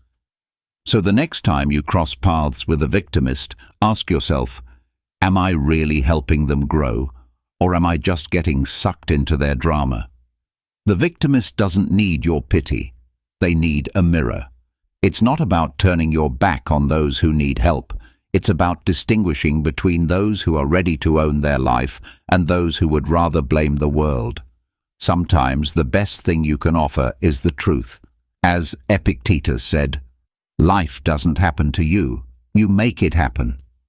And now, let's turn the lens to the narcissist. Ever felt like you were trapped on an endlessly spinning carousel? That's narcissism, and the only rule on this ride is that all attention must constantly revolve around its center, the narcissist. This is the person who craves validation like a plant craves sunlight. They are experts in demanding the spotlight, but noticeably uninterested in real solutions or the needs of others. To understand this kind of personality, picture a child in a park, hands raised, shouting, "Look at me! Look at me!" as they perform some small trick. That's the essence of the narcissist. Always wanting attention, always needing to be the center not only of their own story, but of everyone else's too. From social media to family gatherings, they hunt for admiration like it's their oxygen. But things start to break down when you offer help or advice. Instead of gratitude, you're met with suspicion and rejection. It's like showing a cucumber to a cat, pure distrust. The narcissist isn't interested in solutions. They're interested in staying in the spotlight. That's why it's essential to consider who you give your time and energy to. Helping a narcissist is like trying to fill a bucket with a hole in the bottom. You can pour endlessly, but it will never be enough. Your generosity becomes just another opportunity for them to demand more attention, never returning the effort with true appreciation. So what can you do? Start by drawing boundaries. Your time and emotional energy are precious, and you don't owe them to someone who only sees you as a mirror reflecting their greatness. Think like a Stoic. Accept that you cannot change another person's nature, but you can choose your own response. Help where your efforts are valued. Be like a gardener. Don't water weeds. Water the flowers that grow and give back. The narcissist is always chasing validation, but rarely seeks genuine growth. As Stoic philosophy reminds us, it's important to be deliberate about who we help. Don't become a background character in someone else's theatrical life. Pick your battles wisely. Your time is currency. Spend it on people who truly value you. Life is far too short to be the set decoration for someone else's drama. Now, let's talk about the time waster, those who don't value your time. In this world, few things are as valuable as time. Yet, there's a certain type of person who throws it away with the same casual disregard a child has when spilling juice on a white carpet. They are the squanderers of your schedule, the ones who dictate your hours as if your life exists to serve theirs. Imagine your time as a precious lottery ticket, limited and valuable. But when you give it away carelessly to these time wasters, It's like spending your winnings on things that leave you empty. These individuals appear just when you're finally settling in for peace, as if your personal time was some open buffet they can sample from without asking. Their habits are simple. They disregard your boundaries, your needs, and your plans. You could have an appointment, a pressing deadline, or just the desire to do absolutely nothing, and yet they'll interrupt, assuming their demands are more urgent than yours. It's as if they believe you are a 24-hour machine, always available, never needing rest. Dealing with a time waster can feel like trying to assemble a 1,000-piece puzzle in the dark. But it's not hopeless. Protect your time by setting and enforcing boundaries. Don't be afraid to say no. Picture your time as a garden. Every time waster is a weed trying to choke your blossoms. Communicate your schedule clearly and hold firm to it. You're not here to meet everyone's expectations. Your time deserves respect. Make your priorities clear. Create a list of what truly matters to you. When someone tries to overstep, let your silence speak for you. You don't always need to offer an explanation. And remember, from a Stoic's point of view, your time is a sacred treasure. Time wasters, in the end, are not just annoying, they're thieves. Thieves that rob you of the most precious things you possess, your hours, your minutes, and most critically, your inner peace. That's why it's so important to identify these kinds of people and protect your time using strategies that restore balance in your life. Never forget, you hold the power to decide how every moment of your life is spent. So, what's stopping you? Take command of your schedule. Make it known that you are the author of your own time, not a background actor in the chaotic theater of other people's lives. Because at the core of it, your time is your life. Don't surrender the script to someone else. Then there's the one who refuses to listen, the deaf, not in the literal sense, but in spirit. Have you ever encountered that person who nods politely at your advice, gives all the cues that they're paying attention, but once the conversation ends, does exactly the opposite? It's like talking to a wall. No matter how clear or wise your words are, your message disappears into nothingness. Trying to guide someone like this becomes a draining, futile cycle. Your emotional energy evaporates like air leaking from a punctured balloon. Picture yourself as a coach. You've got a player who, instead of following your strategy, goes rogue every single game. Meanwhile, you're on the sidelines watching him sabotage his own performance. You shout, "Move left," but he freezes. That's the deaf person. They seem content staying where they are, content to merely hear but never act. And as they lounge in passive acceptance, you find yourself cast in an exhausting tragicomedy, replayed endlessly. Helping someone like that can leave you so disillusioned you start to question your own purpose. But why pour your strength into someone who refuses to grow? The Stoics remind us that our energy must be spent wisely, especially on those who recognize its worth. The deaf cling to comfort, to laziness, and disregard the guidance you so patiently offer. Why offer light to someone who closes their eyes? A better path might be to set firm boundaries. Supporting someone who consistently ignores your help is like trying to fill a bucket riddled with holes. No matter how much you pour in, it will never hold. Instead, direct your care and energy toward those who are truly ready to grow.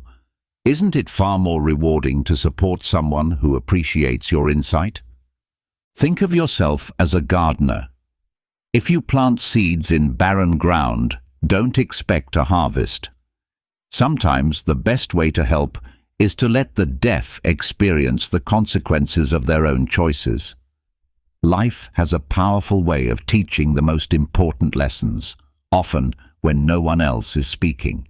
You can offer support, but in the end, it might be silence that finally makes the biggest impression. So, the next time you encounter one of these deaf listeners, remember, you are not a parrot meant to repeat yourself endlessly. Your energy is precious. Spend it on people who are ready to take action. Stoic wisdom teaches us that growth requires more than hearing.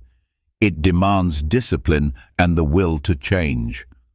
Be mindful of who you choose to help, because not everyone is prepared to listen. Nelson Mandela once said it best, "You can't help someone who refuses to be helped." And then we meet the dramatic. This person lives as if they've stepped straight out of a Shakespearean tragedy, where every little inconvenience becomes an epic event, and even their morning coffee tastes like sorrow. You've likely encountered someone like this, the kind who transforms the smallest situation into a grand theatrical moment. And while your instinct might be to help them, often the greatest form of help is to not get tangled in their constant turmoil. Imagine you're at the movies. The film begins, but suddenly the screen fades to black and you hear a gut-wrenching cry. No, it's not part of the film. It's your dramatic friend, center stage once again. Every sentence they speak is crafted for maximum emotional impact, meant to evoke guilt or despair. Every attempt you make to lift their spirits only adds fuel to their emotional bonfire. It's a paradox. Your kindness feeds the flames. Stoic philosophy places immense value on emotional detachment from things beyond our control.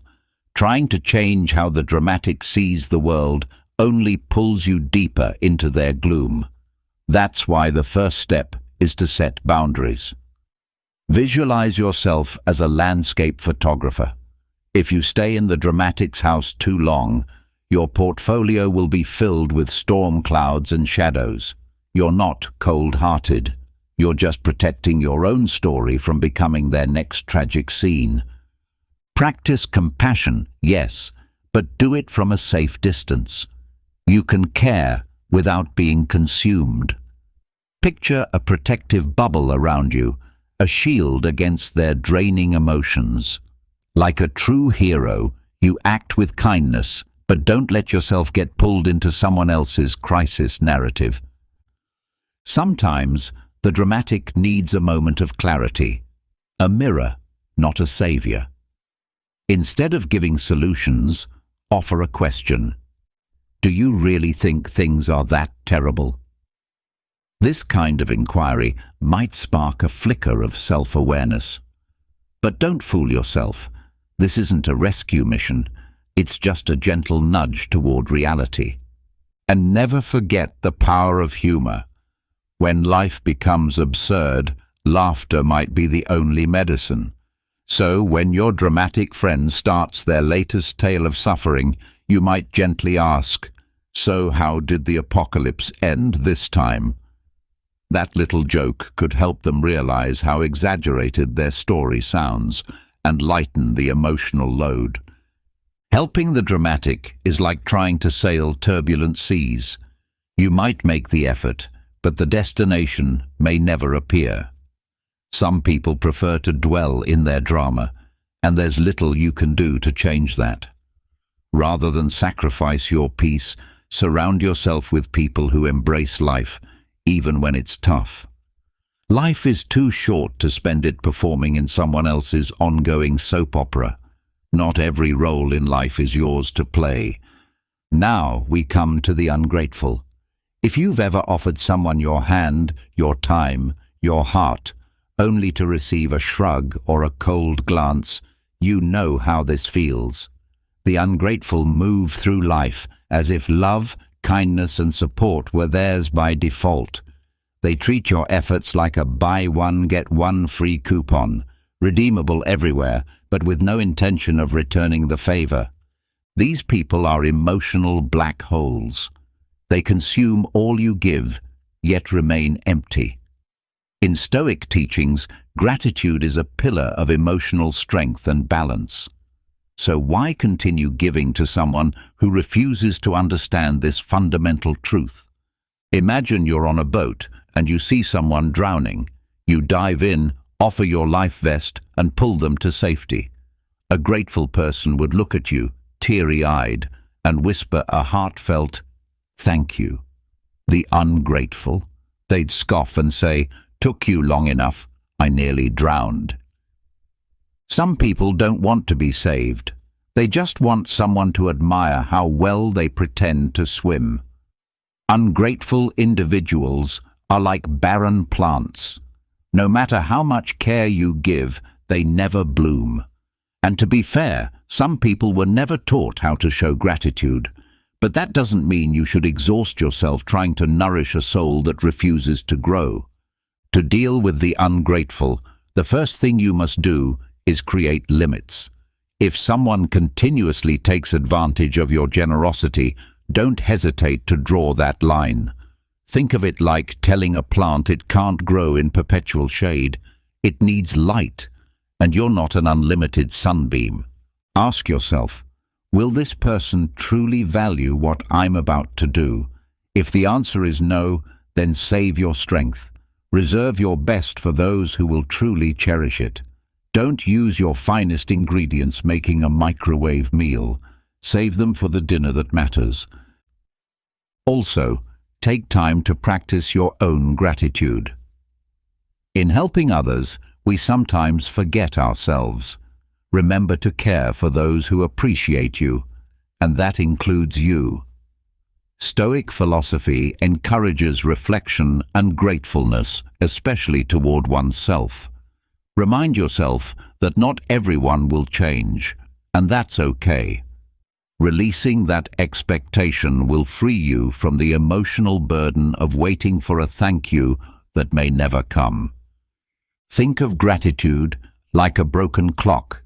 It's stuck on the same hour, no matter how often you try to reset it. So, dear friend, the next time you encounter an ungrateful soul, remember this: your time, energy, and care are precious. Offer them to those who truly see the value of your presence. Life is far too short to keep pouring your energy into people who don't recognize or appreciate it. What truly matters in the end is emotional balance. Just like the Stoics, choose to be surrounded by those who value your presence and contributions. Gratitude, after all, is the very heartbeat of a meaningful life. Now let's talk about the clock.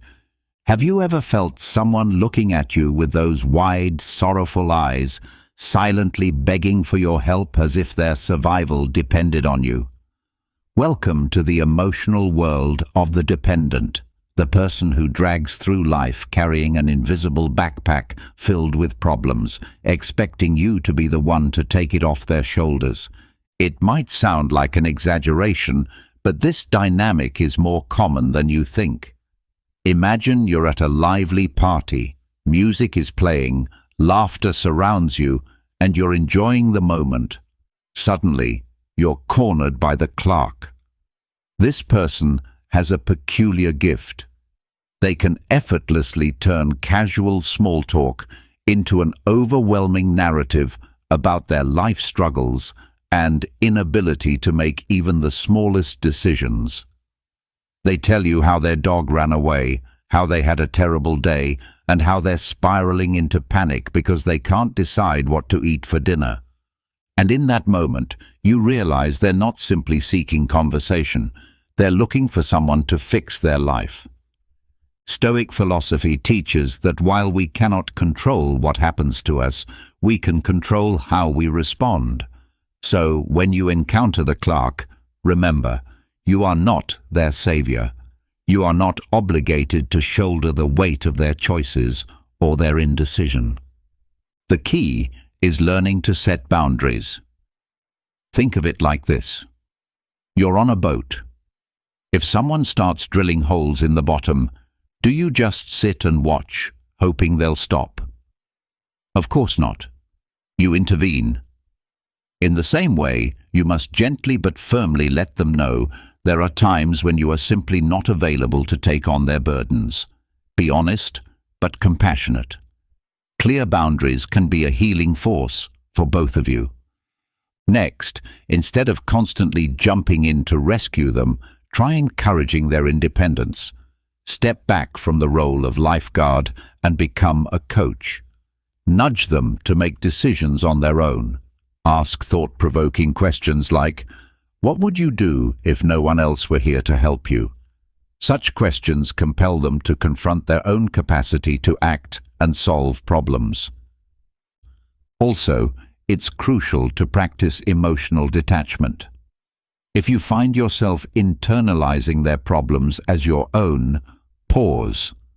Remind yourself that you are not a container for their emotions. Think of it as learning a dance. You don't have to sway to every sad tune they play. Keep a healthy emotional distance. This doesn't mean you don't care. It means you choose to prioritize your own well-being. Be the voice of reason.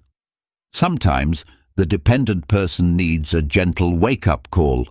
Offering a fresh perspective can help them see their challenges aren't as insurmountable as they believe. Ask, what would happen if you looked at this from another angle? This doesn't just give them room to vent, it can also lead them toward taking responsibility and finding their own way forward. At the end of the day, interacting with the clerk can be draining. But as the Stoics teach, what matters most isn't what happens to us externally, but how we choose to respond. You are not responsible for carrying someone else's emotional load. Your time, energy, and peace are too valuable. Learn to say no, to draw clear boundaries, and always remember, your life isn't meant to be someone else's crutch. It's far more fulfilling to be surrounded by people who strive for their own independence than those who turn you into their emotional crutch. After all, you have your own journey to live. Keep this close to your heart. Not every burden is worth carrying, even if you care. Now, let's move on to the denier. Meeting a denier feels like stepping into a realm where logic and reason have no home. This person clings to their distorted view of reality like a child gripping a security blanket, even as life screams at them that things are not as they imagine. Denying reality isn't just a form of self-deception.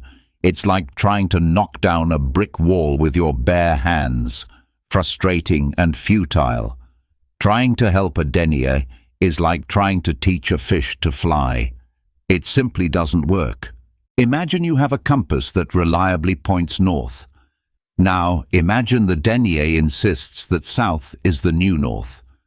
You try to guide them, gently, pointing them back to true north, but they look at you like you're speaking in a foreign tongue. No, no, they insist. North doesn't exist. Everyone should follow the glorious south. You try to help, but all you encounter is a wall of illusions, and your only companion on this journey is mounting frustration. Even the most serene Stoics would eventually throw in the towel after so many failed attempts to open the denier's eyes. So what can you do? You must come to terms with the fact that you cannot change someone's perspective if they're determined to live in denial. Trying to force clarity upon them is like swimming against a powerful current. It will leave you exhausted and washed ashore while they continue to paddle in circles. Sometimes the most loving thing you can do is walk away. Let them know that while you care, you can't allow their distorted view to drain your energy. You have a life of your own, and your peace matters. You can't change someone who isn't ready to see. If you still feel the urge to try one last time, use irony or light-hearted humor to reveal the absurdity of their mindset. Turn it into a playful moment. Sometimes a well-timed laugh opens doors more effectively than a sledgehammer of truth. Ultimately, surround yourself with people who face life with clarity. If you must battle through emotional storms, at least do it in the company of those grounded in reality. The denier is one of those people who, as hard as it may be to accept, might not be worth trying to save. Life is too short to waste time convincing someone that the sun rises in the east and not in the west. Look at it through the eyes of a Stoic, and you may see that the best way to love someone like this is to let them walk their path, even if that means watching them stumble on the stones of their own denial. So the next time you come across a denier, take a deep breath, offer a calm smile, and remind yourself that sometimes letting go is the kindest act of all. Because, as they say, denial is the first stage of grief, and for some, it's the only one they'll ever know. If you've made it this far, leave a comment below. He who does wrong ends up wrong. I'd love to hear your stories and your wisdom. If this video spoke to you, subscribe, turn on notifications, and drop a comment so YouTube can share it with more people like you. Your support keeps us inspired to create more meaningful content. And if you haven't yet, be sure to check out our last 2 videos. We made them with you in mind. I truly appreciate your time, your heart, and your energy. See you on our next adventure. Have you ever experienced being ghosted? You thought everything was going smoothly, and then out of nowhere she vanishes. No messages, no explanations, leaving you confused and wondering what went wrong. Or maybe she's inconsistent with her attention. One day she's incredibly affectionate, and the next she's completely distant. It drives you crazy, doesn't it? Let's get brutally honest here. Many women play emotional games, and if you can't recognize those games or figure out how to respond to them, you'll find yourself stuck in a cycle of frustration, confusion, and emotional pain. But here's the truth. It's not your fault these games exist. However, it is your responsibility to learn how to navigate them. What I'm going to share with you today are 10 powerful, foolproof strategies to help you stay one step ahead when dealing with women who toy with your heart. And no, this isn't about manipulating anyone. This is about mastering yourself through the ancient wisdom of Stoicism. It's about becoming the calm in the chaos, the grounded, unshakable man who cannot be emotionally controlled. So prepare yourself, because what we're about to dive into has the potential to transform the way you approach relationships forever. Before we jump into those 10 Stoic strategies, let's be clear on one important thing. Why do women engage in these emotional games in the first place? Why do they suddenly go silent, lead you on with little bits of affection, or keep you stuck in a state of emotional uncertainty? The answer is simple. They're testing your emotional resilience. They want to know if they can sway you, manipulate your emotions, and cause you to question yourself. And once they see that they can, the game is over. You've lost. You'll lose their respect, and instead of being the one in control, you'll be the one chasing their validation. Here's the good news. You don't have to play their game. Rather than becoming a pawn in someone else's emotional drama, you can become the master of your own internal world. Through Stoicism, you can train yourself to stay calm, centered, and in control, no matter what emotional tactic she tries. This isn't just about succeeding in romantic relationships. It's about reclaiming your personal power and refusing to be manipulated. It's about becoming a man who fully understands his value. So if you're tired of being led around emotionally, if you're done playing the fool in someone else's story, and you're ready to regain your strength, stay with me. These 10 Stoic principles are about to shift the way you see everything. Let's start with emotional detachment. This is the foundation for everything else. To detach emotionally does not mean you stop caring altogether. It means that you no longer allow your emotions to rule you. You're not controlled by every fluctuation in someone else's behavior. You stop being reactive. Most guys lose it the moment a woman starts pulling away or acting distant. They get anxious, overanalyze every little thing, and rush to fix whatever they think went wrong. But let's be real. This is often just a test. She's watching to see how you'll handle the pressure, and when you start chasing her, desperate for her attention, you're failing the test. What you need to do instead is remain emotionally steady. Whether she's blowing up your phone with texts or completely ghosting you for days, your emotional state should remain consistent. You are calm. You are balanced. You are unaffected by her emotional highs and lows. And the more you practice this kind of detachment, the more attractive you actually become, because nothing draws people in more than someone who exudes emotional stability. It shows strength, and strength is magnetic. When you refuse to be shaken, you become someone who's impossible to play. Now let's talk about recognizing her behavioral patterns, because once you start paying attention, you'll see the same emotional tactics pop up over and over again. This matters because behavior patterns reveal intent, and when you can identify a pattern, the entire game becomes predictable, and predictability gives you power. Let's break it down with a classic example: hot and cold behavior.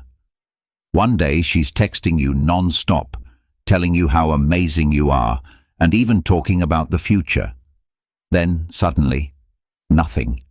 She becomes distant, distracted, maybe even cold. That roller coaster is not an accident. It's a deliberate push-pull strategy. She's doing it to test whether you'll chase her when she backs away.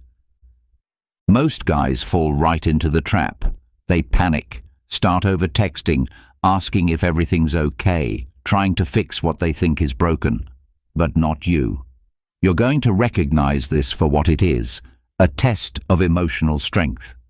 And instead of reacting, you'll stay steady. You'll let her be the one to reach out.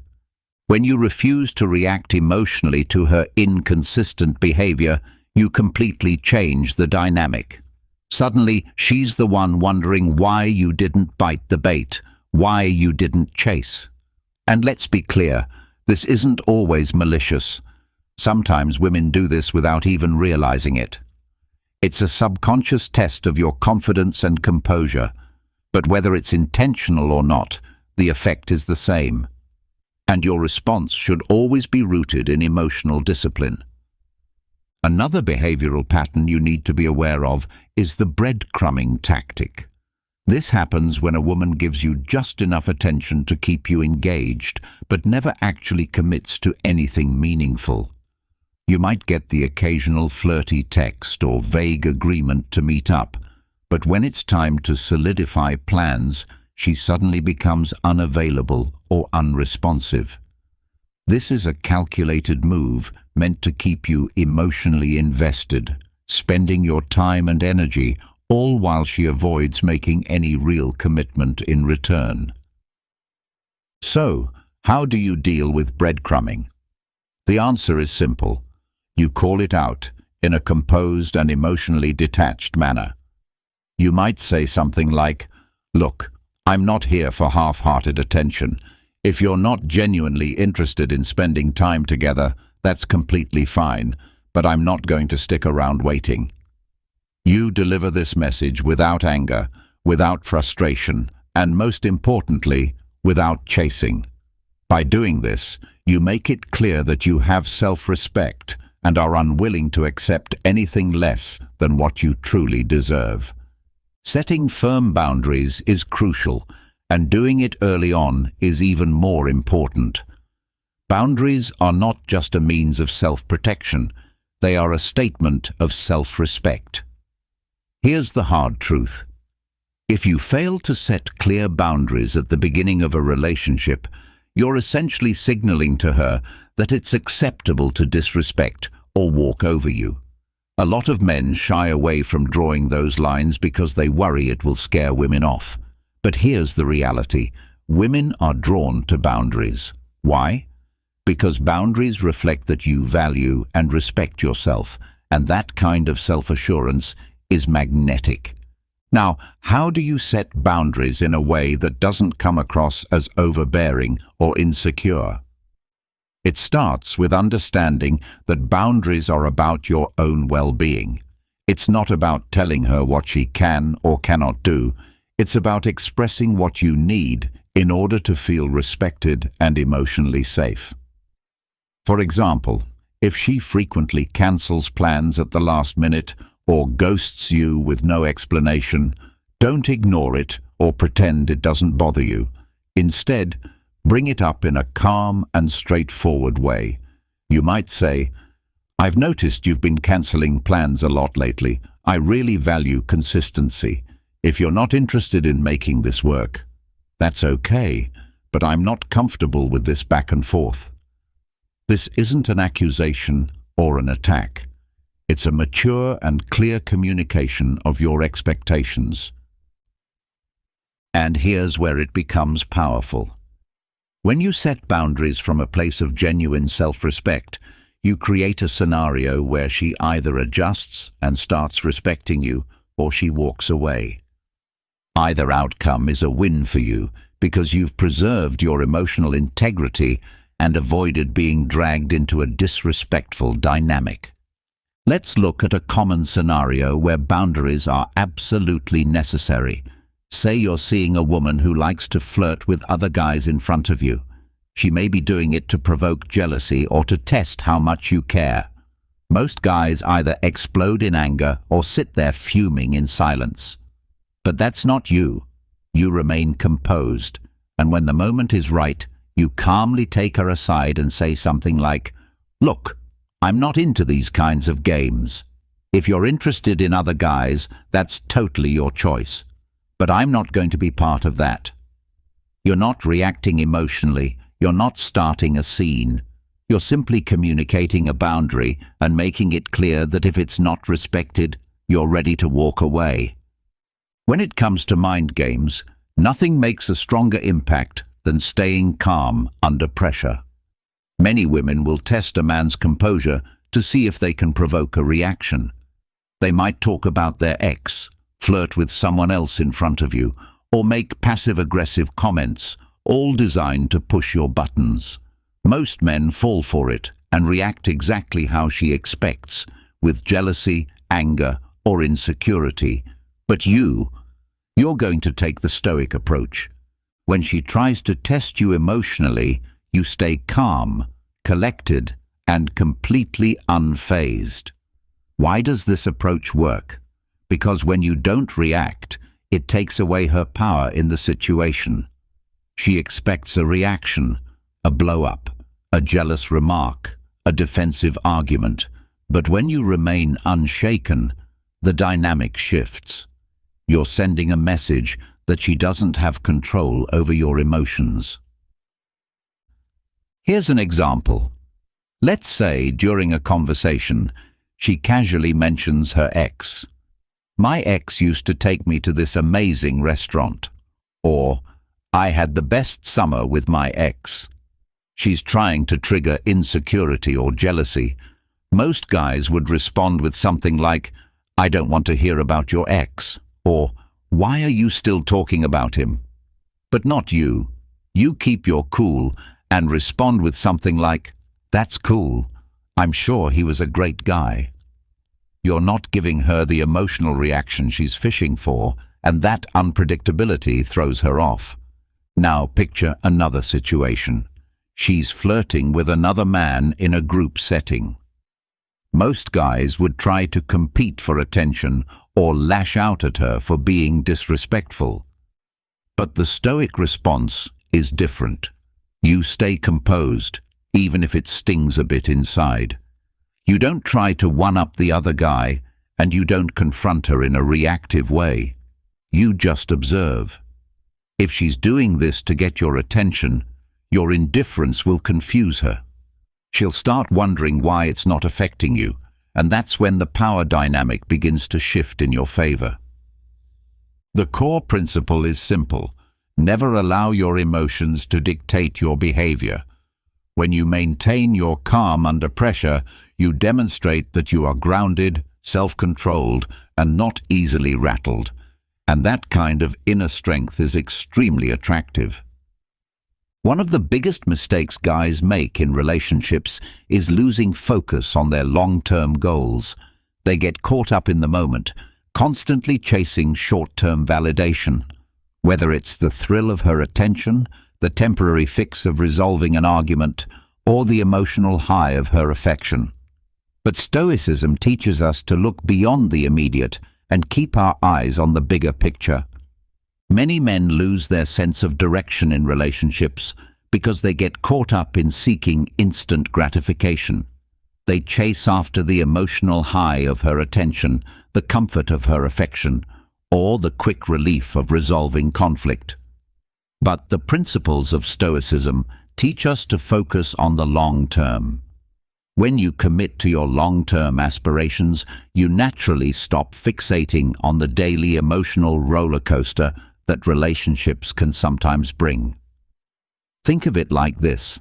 If you're building a solid career, improving your physical health, and pursuing personal development, you simply don't have the bandwidth for trivial emotional games.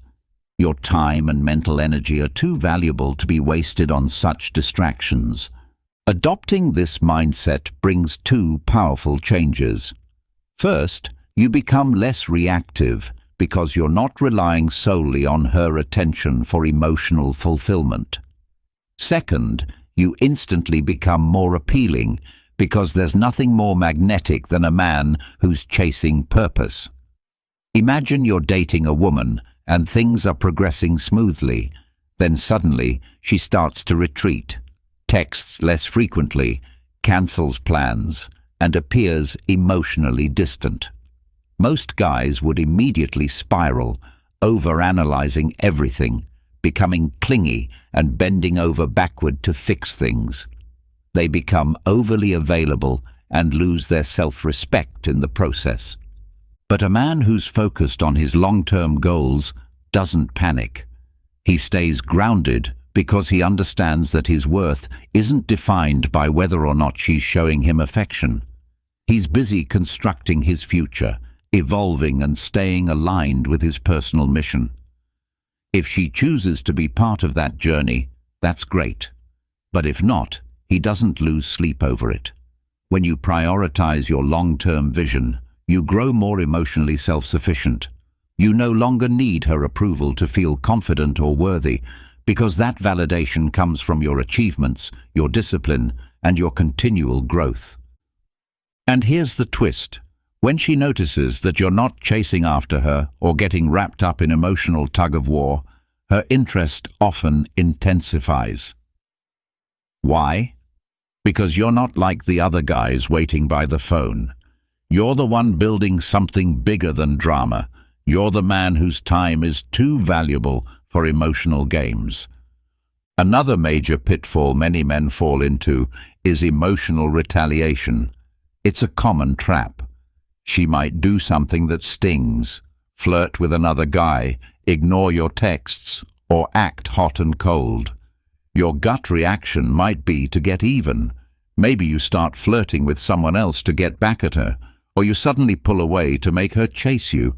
Let's be clear, this never works. The moment you start reacting emotionally, you've already lost the upper hand. Why? Because she's now in control. You've allowed her actions to dictate yours, and that hands her all the power. A man rooted in Stoicism doesn't retaliate emotionally because he knows that emotional reactivity is a weakness. Instead, he chooses to respond with quiet detachment. If she ghosts him, he doesn't spiral or seek revenge. He simply pulls back his attention and reinvests it in himself. If she tries to make him jealous, he doesn't fall into the trap. He stays composed and carries on with his life. Picture this. You're at a social gathering with a woman you've been seeing, and she starts openly flirting with another guy. Most men would react in one of two ways. They'd either confront her in a heated moment or try to outdo her by flirting with someone else. But both of these reactions stem from insecurity. Instead, you choose not to react. You remain calm and let her play her game without participating. This response frustrates her because she realizes she no longer has emotional leverage over you. By refusing to retaliate emotionally, you maintain full control of the situation. You're sending a powerful signal: I won't be manipulated. And the beauty of this approach is that the game loses its power. She'll either stop playing or realize you're someone who can't be easily controlled. Either way, you come out on top. Now let's talk about communication. It's the foundation of any strong relationship, yet many people struggle with it. They either dodge difficult conversations entirely or approach them with so much emotion that it leads to fights, misunderstandings, and unnecessary chaos. But a Stoic man knows how to express himself clearly and assertively without allowing his emotions to cloud his message. The key is to communicate your boundaries and expectations calmly. When you're dealing with a woman who's playing games or acting inconsistently, you don't need to raise your voice or create drama. You simply express your thoughts with poise and clarity. For example, if she's been distant or unpredictable, most guys either explode or try to suppress their feelings until they eventually blow up. But you approach the situation differently. You say something like, "Hey, I've noticed you've been acting a bit differently lately. I'm not sure what's going on, but I'd like to know if there's something we should talk about." See how there's no accusation, no emotional charge, and no neediness? You're just being observant and opening the door for honest dialogue. This approach catches her off guard because you're not acting out of desperation or emotion. You're coming from a place of steady confidence. And that kind of energy is incredibly appealing.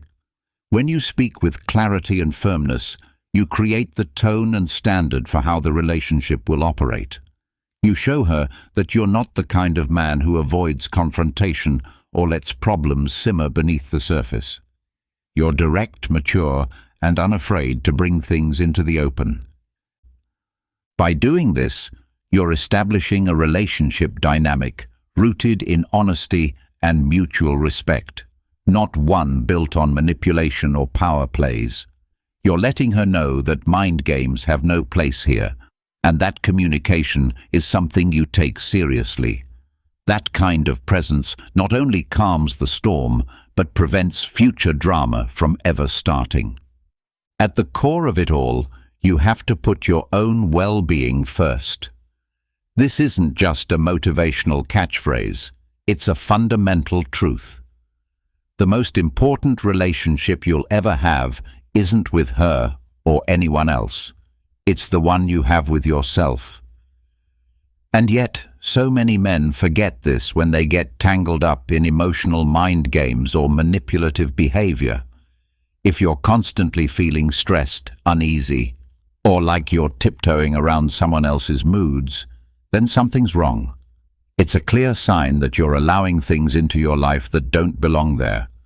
No relationship, no matter how attractive, exciting, or passionate, is worth giving up your peace of mind, your sense of self, or your mental health. The moment you sacrifice your own needs and emotional stability to keep someone else happy, you've already handed over your power. This isn't about being selfish or dismissing the feelings of others.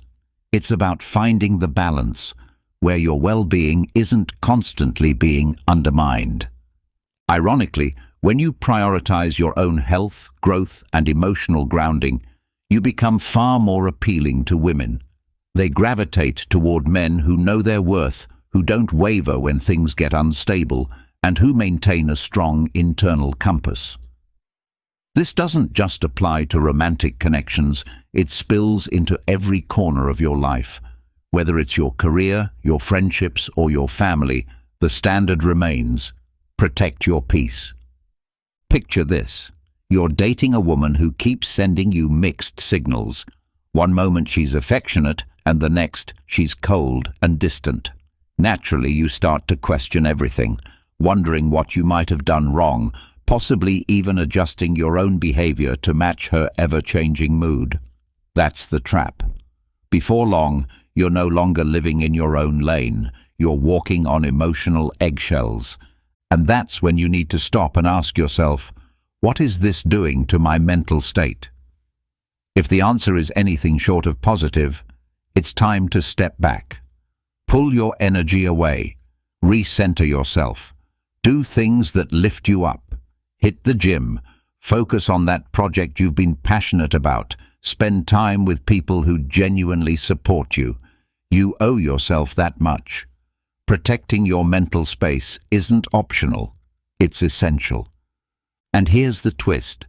The moment you remove her from the center of your universe and refocus on yourself, everything changes. One of two things will happen. She'll either realize you're not someone she can push around and start respecting you more, or she'll disappear entirely because she no longer has control over you. In both scenarios, you come out on top. Either you've distanced yourself from someone who wasn't bringing value to your life, or you've taken back the reins and re-established the power dynamic on your terms. Men today are constantly bombarded with the idea that they have to put a woman's emotional needs ahead of their own, like being a good man means being a doormat. That's false. Looking after your emotional, mental, and physical health isn't selfish. It's survival. And not just survival, it's magnetic. When you demonstrate that your inner peace is sacred and untouchable, you immediately earn more respect and desire. So the next time you feel like someone's behavior is threatening your peace, ask yourself this: is this truly worth the cost to my well-being?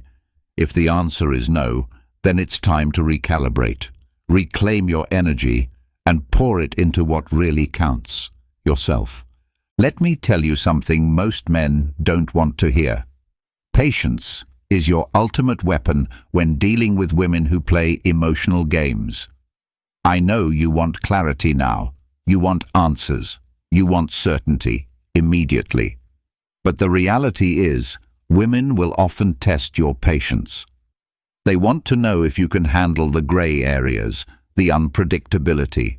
And in a world where everyone is addicted to instant replies and constant communication, the man who can remain patient stands out like a lighthouse in a storm. He's rare, he's valuable, he's unshakable. If she doesn't reply to your message within a few minutes, you don't lose it. If she cancels plans last minute, you don't explode with frustration. Instead, you maintain your composure, you let things unfold, and you stay grounded. Because here's the deal: women will test your patience, sometimes intentionally, sometimes without realizing it. They'll delay their responses, go quiet for days, just to see how you'll react. Will you panic? Will you chase? Will you crumble under the pressure? Sadly, most guys do. They start firing off double texts, asking if everything's okay, trying to fix what they assume is broken. But not you. You're different. You've mastered patience. So the next time she plays one of those games, don't react. Do nothing. Give her the space. Let her come to you. And trust me, she will. She'll notice that you didn't flinch. She'll wonder why you didn't chase. And that's the moment the dynamic shifts. Why? Because now you've demonstrated something powerful. You don't need her validation to feel secure. You're not emotionally fragile. You've got a life, a full one, and you're not putting it on pause just because she's pulling back. This makes you a challenge, and let's be real, women love a challenge. But this kind of patience isn't just about dating. It's a mindset. It's about resisting the urge to react to every little emotional spike. It's about delaying gratification, about recognizing that the best things in life, whether it's in love, success, or self-mastery, don't come instantly. They take time. When you adopt this level of patience, you rise above the drama. You stop chasing things that don't benefit you in the long term. You stop reacting impulsively to every small emotional shift. You break free from the constant emotional turbulence that traps so many men. A Stoic man understands that the best things in life require time. He's not rushing. He's not acting out of desperation. He's committed to the long-term vision, and in the end, the long game always wins.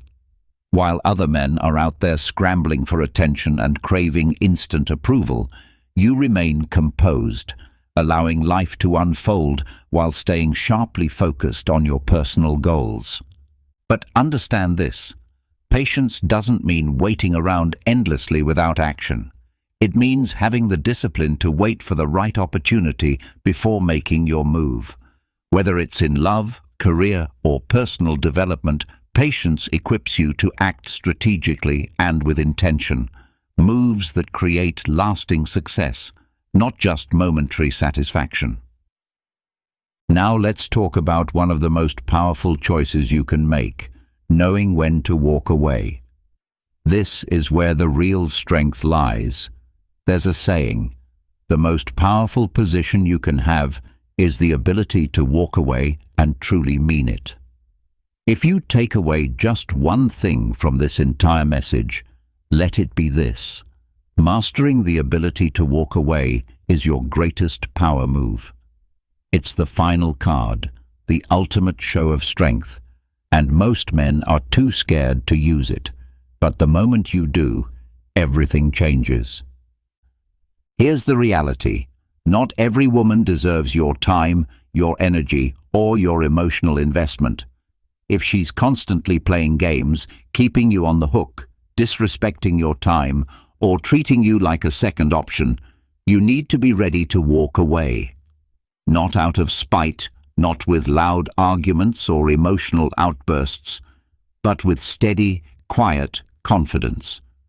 When you choose to walk away, you're sending a clear message. I don't need your approval to validate my worth. You're showing that you have choices, that your self-respect matters more than someone else's inconsistent affection. And here's the unexpected truth: many times, the moment you walk away, she'll start chasing you. Why? Because walking away is the strongest form of self-respect, and women are naturally drawn to men who value themselves. But let's not get it twisted. Walking away should never be used as a manipulative trick to get her attention. It's not a game, it's a declaration. It's saying, I'm done with the back and forth. If you're serious about being a part of my life, that's great. But if not, I'm completely fine moving on without you. If she's constantly cancelling plans, texting other guys, or treating you with disregard, you respond calmly and directly. You let her know, I'm not interested in being part of this cycle. If you're serious, let me know. If not, I'm out. No yelling, no bitterness, no drama, just cool, unwavering self-respect. And then you walk. You don't check up on her social media. You don't send follow-up texts.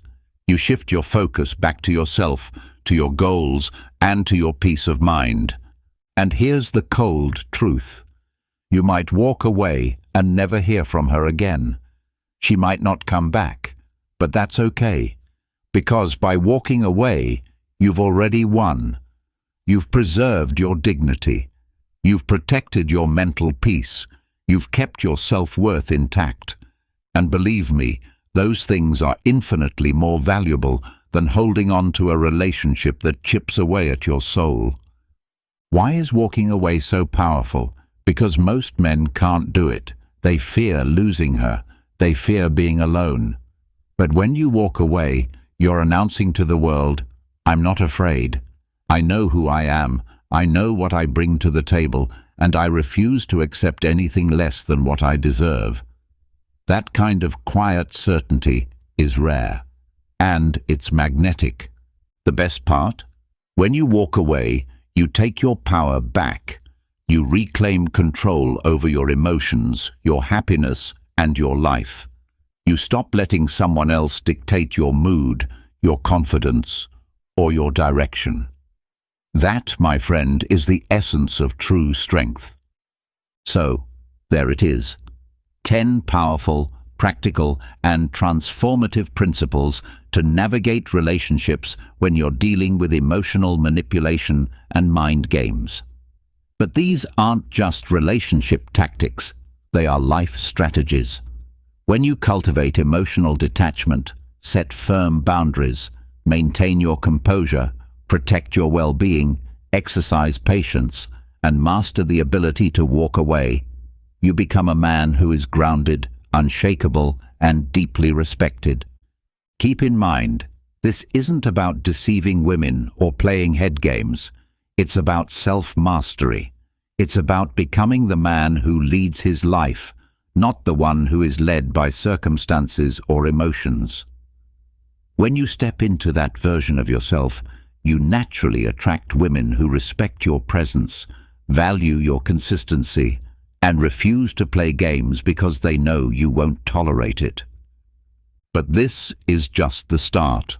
These principles are your foundation, your launchpad toward becoming your highest self. The real journey begins now. Keep evolving. Keep sharpening your mindset. Keep living with purpose and power. Apply these truths not just in your relationships, but in your work, your habits, and your goals, everywhere. If you've gained insight and value from this message, consider supporting the channel by joining our memberships or subscribing. Every bit of support helps us continue sharing wisdom that empowers men and makes this knowledge accessible to all. Let's build a brotherhood of men who refuse to be played, who reclaim their strength, and who take full ownership of their lives. How many times have you been in situations where you held your tongue, forced a smile, and accepted what you knew deep down you shouldn't have? How many times have you heard someone say, "It's just a joke," while inside you were burning with frustration? There comes a moment when it's no longer about being polite. It's about being real. You don't have to tolerate certain behaviors. You heard that right. The disrespect, the emotional manipulation, those venom-laced jokes disguised as concern, they've gone on long enough. From nobody. The Stoics taught that while we can't control other people's actions, we can absolutely control how we respond. And yet, you keep enduring it. But believe me, every small slight, every passive-aggressive remark you silently accept chips away at your dignity. And that, my friend, is not something up for negotiation. So, are we really going to keep swallowing poison, or are we going to start establishing boundaries?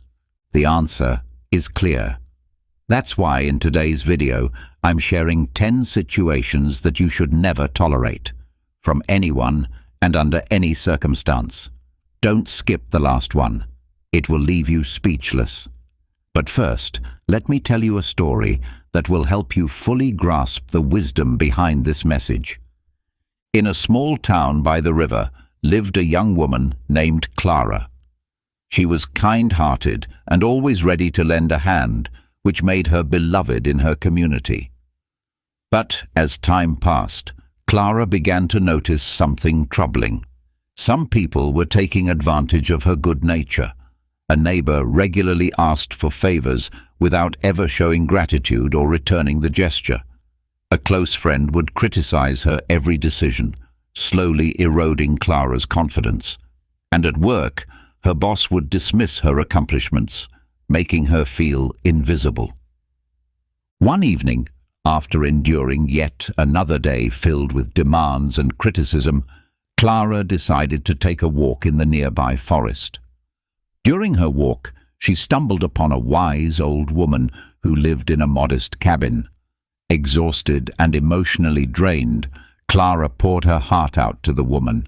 The wise woman listened carefully and then said something that would change Clara's life. There are behaviors you must never tolerate. No matter how kind you are, you should never let people treat you like a tool for their convenience. Respect is not something you beg for, it's something you demand. Clara looked at her, intrigued, and the woman continued. Just like a tree needs space to grow, you need to set your own boundaries. If you allow others to cut your branches and strip your leaves, you'll eventually have nothing left. You hold the power to decide what you will accept and what you will reject.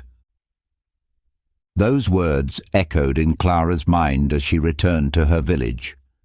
The very next day, when her neighbor tried once again to use her, Clara kindly but firmly said she could no longer continue helping without mutual respect.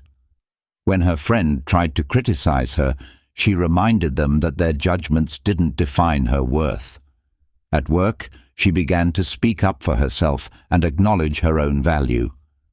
Slowly but surely, Clara became stronger and more confident, and she noticed that the people around her began to treat her differently, with more respect. The lesson here is that kindness is a virtue, yes, but so is self-affirmation. We must not accept behaviors that shrink us or make us feel less than we are. Demanding respect and setting boundaries is not selfish. It's an act of self-love and dignity. Before we dive into the first situation, if you find these videos helpful, I invite you to subscribe and turn on notifications so you never miss an update. Let's begin. There is one thing in life that should never be up for compromise: respect. Your dignity is non-negotiable. Although respect is something we all expect as a given, it's not always freely offered. And that's where the issue begins. How many times have you had to keep quiet, take a deep breath, and dismiss a comment that stung like a mosquito bite in the summer? That offhanded remark, sometimes disguised as a joke or constructive criticism, often slowly tears away at your sense of worth. Let's get serious about disrespect. We've all encountered it, at work, in our personal relationships, even within our families. No one is immune from the sting of belittling or demeaning behavior. And the most tragic, or perhaps ironic part, is how often we accept it, allowing it to pass as if it were somehow normal. But let's be clear, it shouldn't be normal, not even once.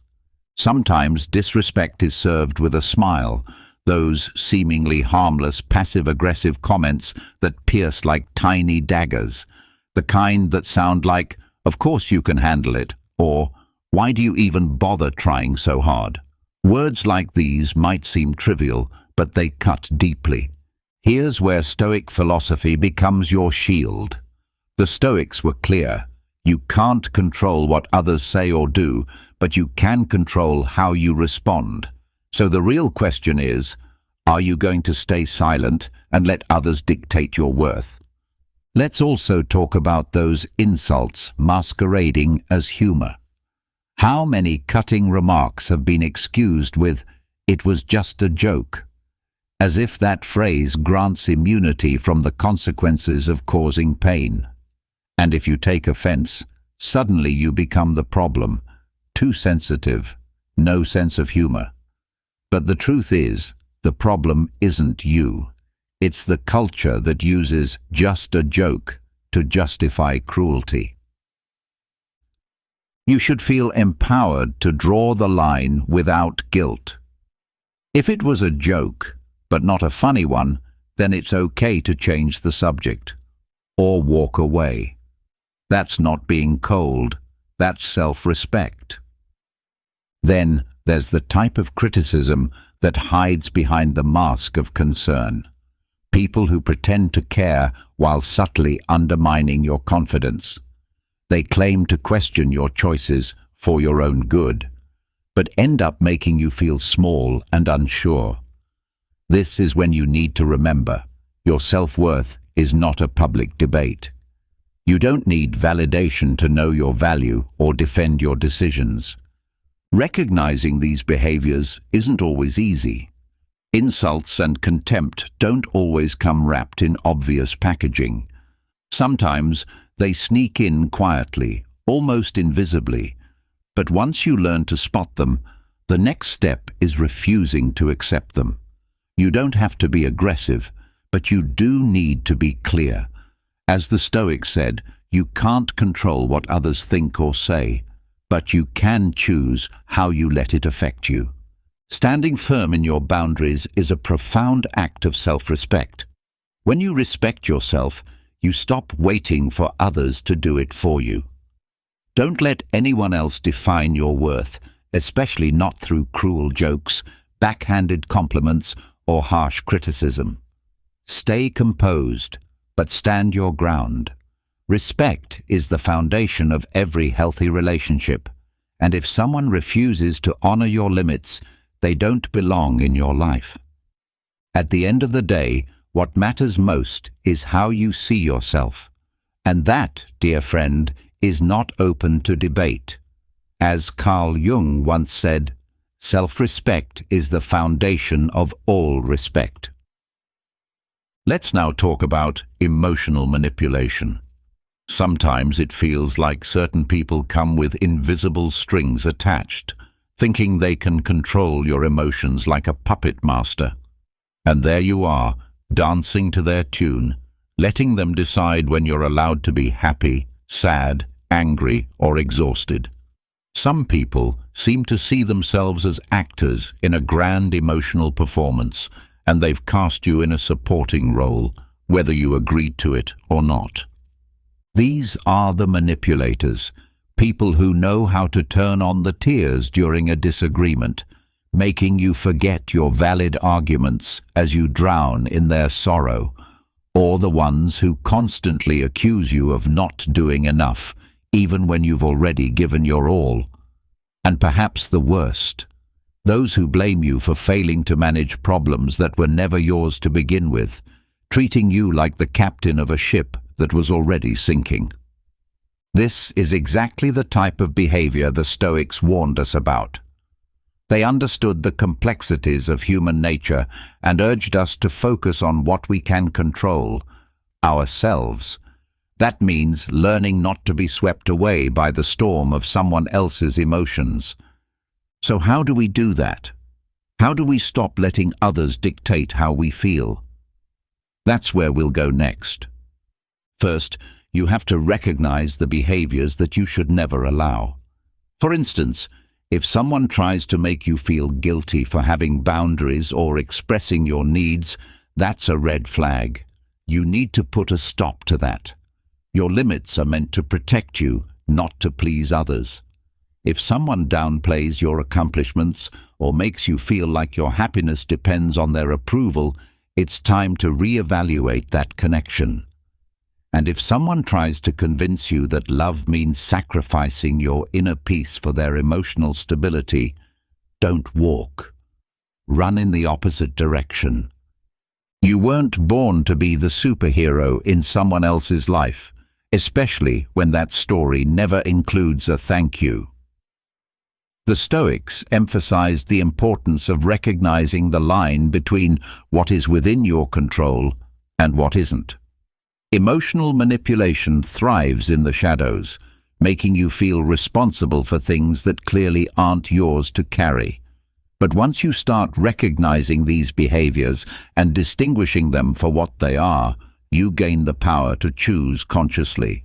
And that, my friend, is the very first step toward freeing yourself from those invisible chains and avoiding these toxic emotional traps.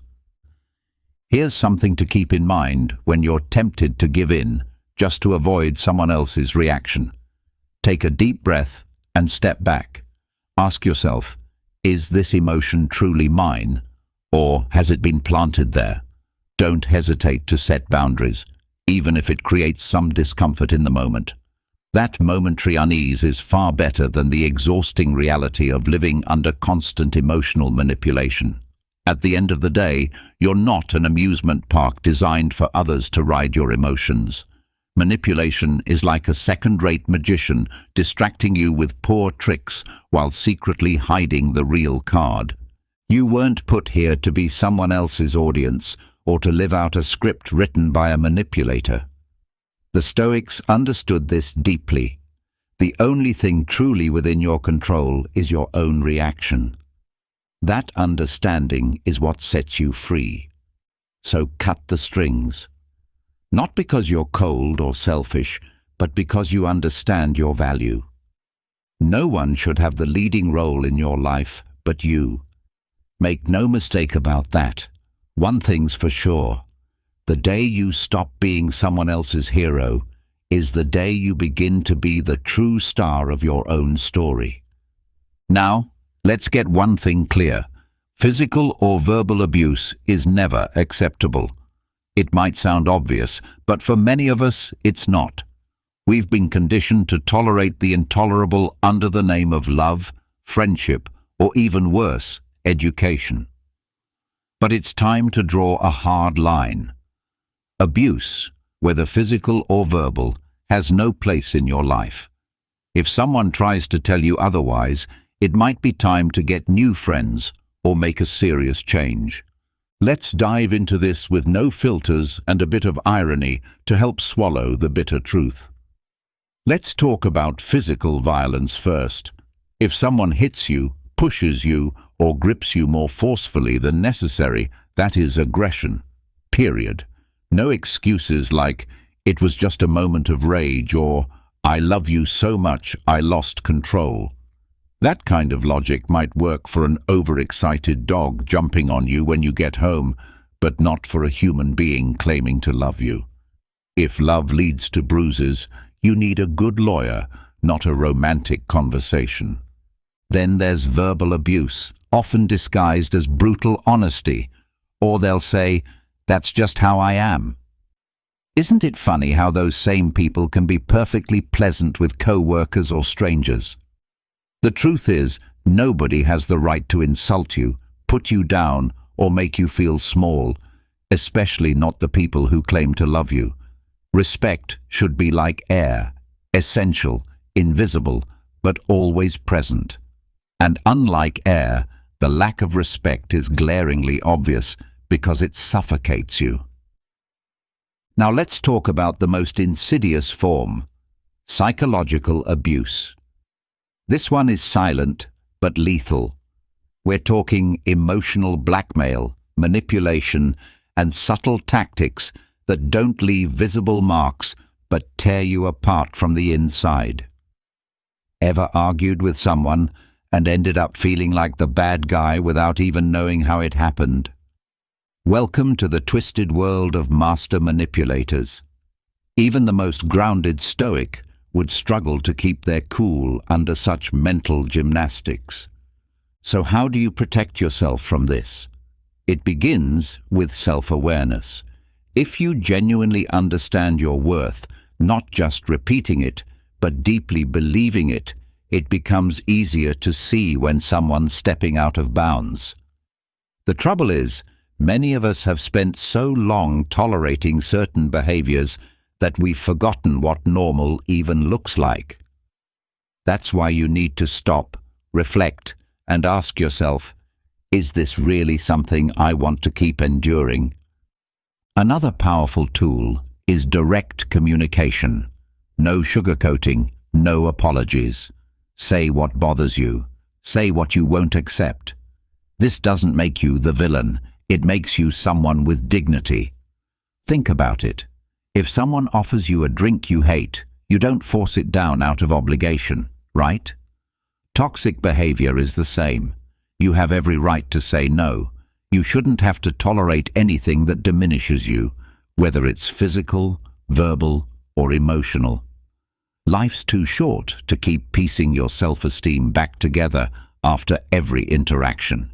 You deserve relationships where respect isn't a rare bonus, it's the baseline. Setting boundaries doesn't make you selfish. It means you value your well-being.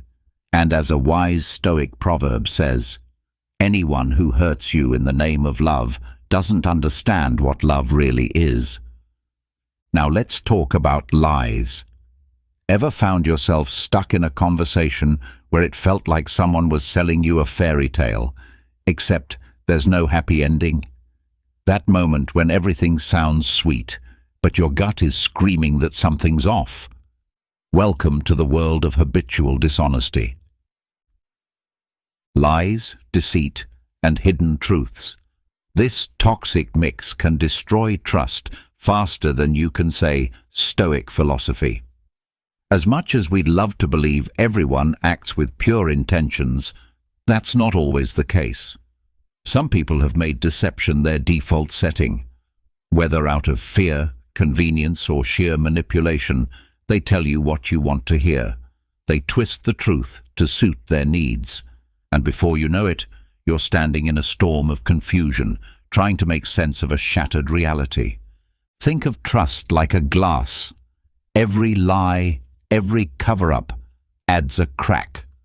At first they seem harmless, but over time those cracks grow, spread, and eventually the glass shatters. And here's the painful part. Once it's broken, no matter how much you try to repair it, it will never be the same. So what can you do? The simple advice would be to cut dishonest people out of your life. Set firm boundaries.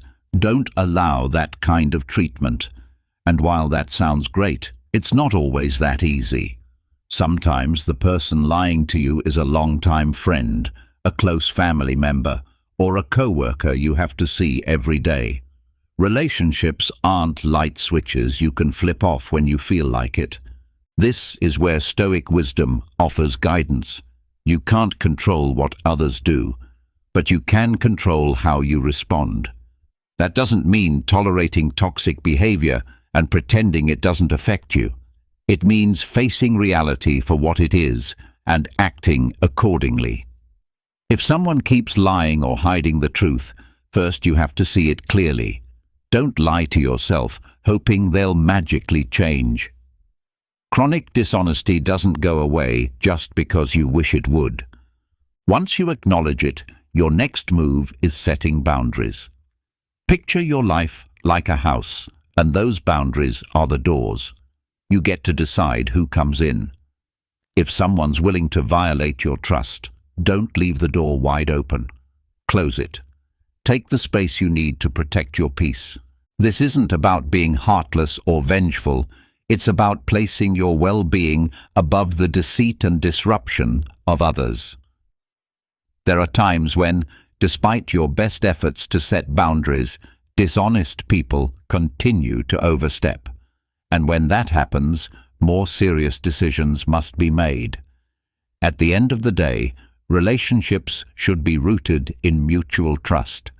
If someone repeatedly shatters that trust, it's time to ask yourself a difficult question. Do you really need that person in your life? Because here's the truth. Life is far too short to surround yourself with people who aren't genuine. Sometimes the most healing thing you can do is let go, just as Seneca advised. Truth is like a mirror. Once it's shattered, it no longer reflects the same image. Stop trying to repair what can never be the same again. Ultimately, living with honesty, both with yourself and with others, is what truly grants you peace. Then there's excessive control. Maybe you've noticed it too. Certain people around you seem strangely determined to take charge of your life, like they've grabbed the remote control to your choices, your relationships, even your freedom. In these moments, it's easy to fall into the trap of letting others direct the script of your life. But be real with yourself. You didn't come this far to play a minor role in your own story, did you? Some people have a remarkable talent for slipping into your life and acting like they know how to run it better than you. Maybe they try to tell you who you should love, how you should behave, or what decisions you should make. Their advice isn't always just advice. It's a subtle or not so subtle attempt to control your path. And they'll say it's for your own good, as they redraw the map of your life to suit their agenda. So, what part are you playing? Are you unknowingly handing over your independence? This kind of control can come from a so-called caring friend, a family member who always thinks they know better, or even a partner who wants to reshape you to fit their image. If it sounds ridiculous, that's because it is. You weren't born to be a puppet dangling from the strings of someone else's insecurities or ambitions. Here's where Stoic philosophy shines. The Stoics reminded us that the only true domain we command is our own mind, our thoughts and our actions. Everything else lies beyond our control. So why let someone else trespass on the only thing that truly belongs to you? Imagine your life as a garden. You're free to nurture your flowers, trim the weeds, plant new growth. But if you allow others to dictate what to plant, where to dig, and what to discard, then it's no longer your garden. It's just a patchwork of other people's choices. What should you do when someone tries to steer your life? The answer might seem simple, but it's often hard to carry out. Say no, not with rage or resentment, but with calm conviction. No can be a powerful boundary that protects your independence. You don't owe an explanation for every decision you make. Sometimes you just need to honor your own limits. One helpful Stoic strategy is to practice indifference, what they called ataraxia, or inner stillness. Don't let the noise of external pressure become internal chaos. When someone insists on guiding your steps, take a deep breath and remind yourself, only you decide the value of their opinions. At the end of the day, everyone must tend to their own garden, and no one, not even those closest to you, should hold more power over your life than you allow. So when someone tries to shape your choices, think about your garden. Think about what you want to grow and how you wish to care for it. Life's too short to live by the blueprint of someone else's expectations. The only path that matters is the one you choose, because in the end, you alone must live with the consequences of your choices. So why not choose what truly resonates with your soul instead of living to please others? Let this settle into your mind. Those who try hardest to control others are often the ones with the least control over themselves. Then there's the sting of humiliation. Maybe it's happened to you, being ridiculed in front of others, that awful rush of shame flooding your body while someone chips away at your dignity. Whether it happens publicly, where people watch and smirk, or in private, where the words cut even deeper because no one else hears them, the result is the same. You're made to feel small. And sometimes you even find yourself trying to justify it. But let's be clear, humiliation in any form is just a cheap shot. It's a sad attempt by someone to gain power by pushing you down. Those who enjoy pointing out your flaws or mocking your mistakes are often carrying brokenness inside themselves. That doesn't make it hurt any less, especially when you're the target of their insecurity. Here's the crucial question. Should you accept this kind of treatment? Picture your dignity like a shield. It may not be made of steel or gold, but it's strong enough to deflect the venom of toxic words. Every time someone tries to humiliate you, they're firing a poisoned arrow, hoping to hit that shield. The problem is, sometimes we lower that shield, out of fear, out of habit, or because we think it's normal to take that kind of abuse, especially from someone close. But here's the truth. It's not normal. And you don't have to tolerate it. Not from a loved one, not from a boss, not from a friend, and certainly not from anyone who claims to care about you. The Stoics had clarity on this. You can't control what others say or do, but you can control how you respond. You can't always prevent the attack, but you can decide whether it pierces your peace. Sometimes the best response is to do nothing, to rob the insult of the power it seeks. Think of it this way. If a stranger hurls an insult at you on the street, you'd probably shrug and move on. Why not apply that same indifference to those who try to tear you down, even if they're close to you? This isn't about becoming emotionless. It's about remembering that humiliation only has the power you choose to give it. And if that humiliation comes from someone you care about, things get trickier. Of course, you don't want conflict or tension, but this is where self-respect kicks in. You have the right and the responsibility to set boundaries. Sometimes all it takes is a simple but firm statement. I don't appreciate being spoken to like that. If that doesn't stop them, then you need to ask yourself, do I really want someone like this in my life? The answer may be hard to accept, but silence and passivity are never the solution. You should never be swallowing your pain like a bitter pill and pretending it's normal. Speaking up, acting, and standing firm are all ways of holding up that shield. No one is worth surrendering your dignity for, not out of fear, not out of habit. Life is far too precious to share it with people who want to see you stumble. Dignity is non-negotiable.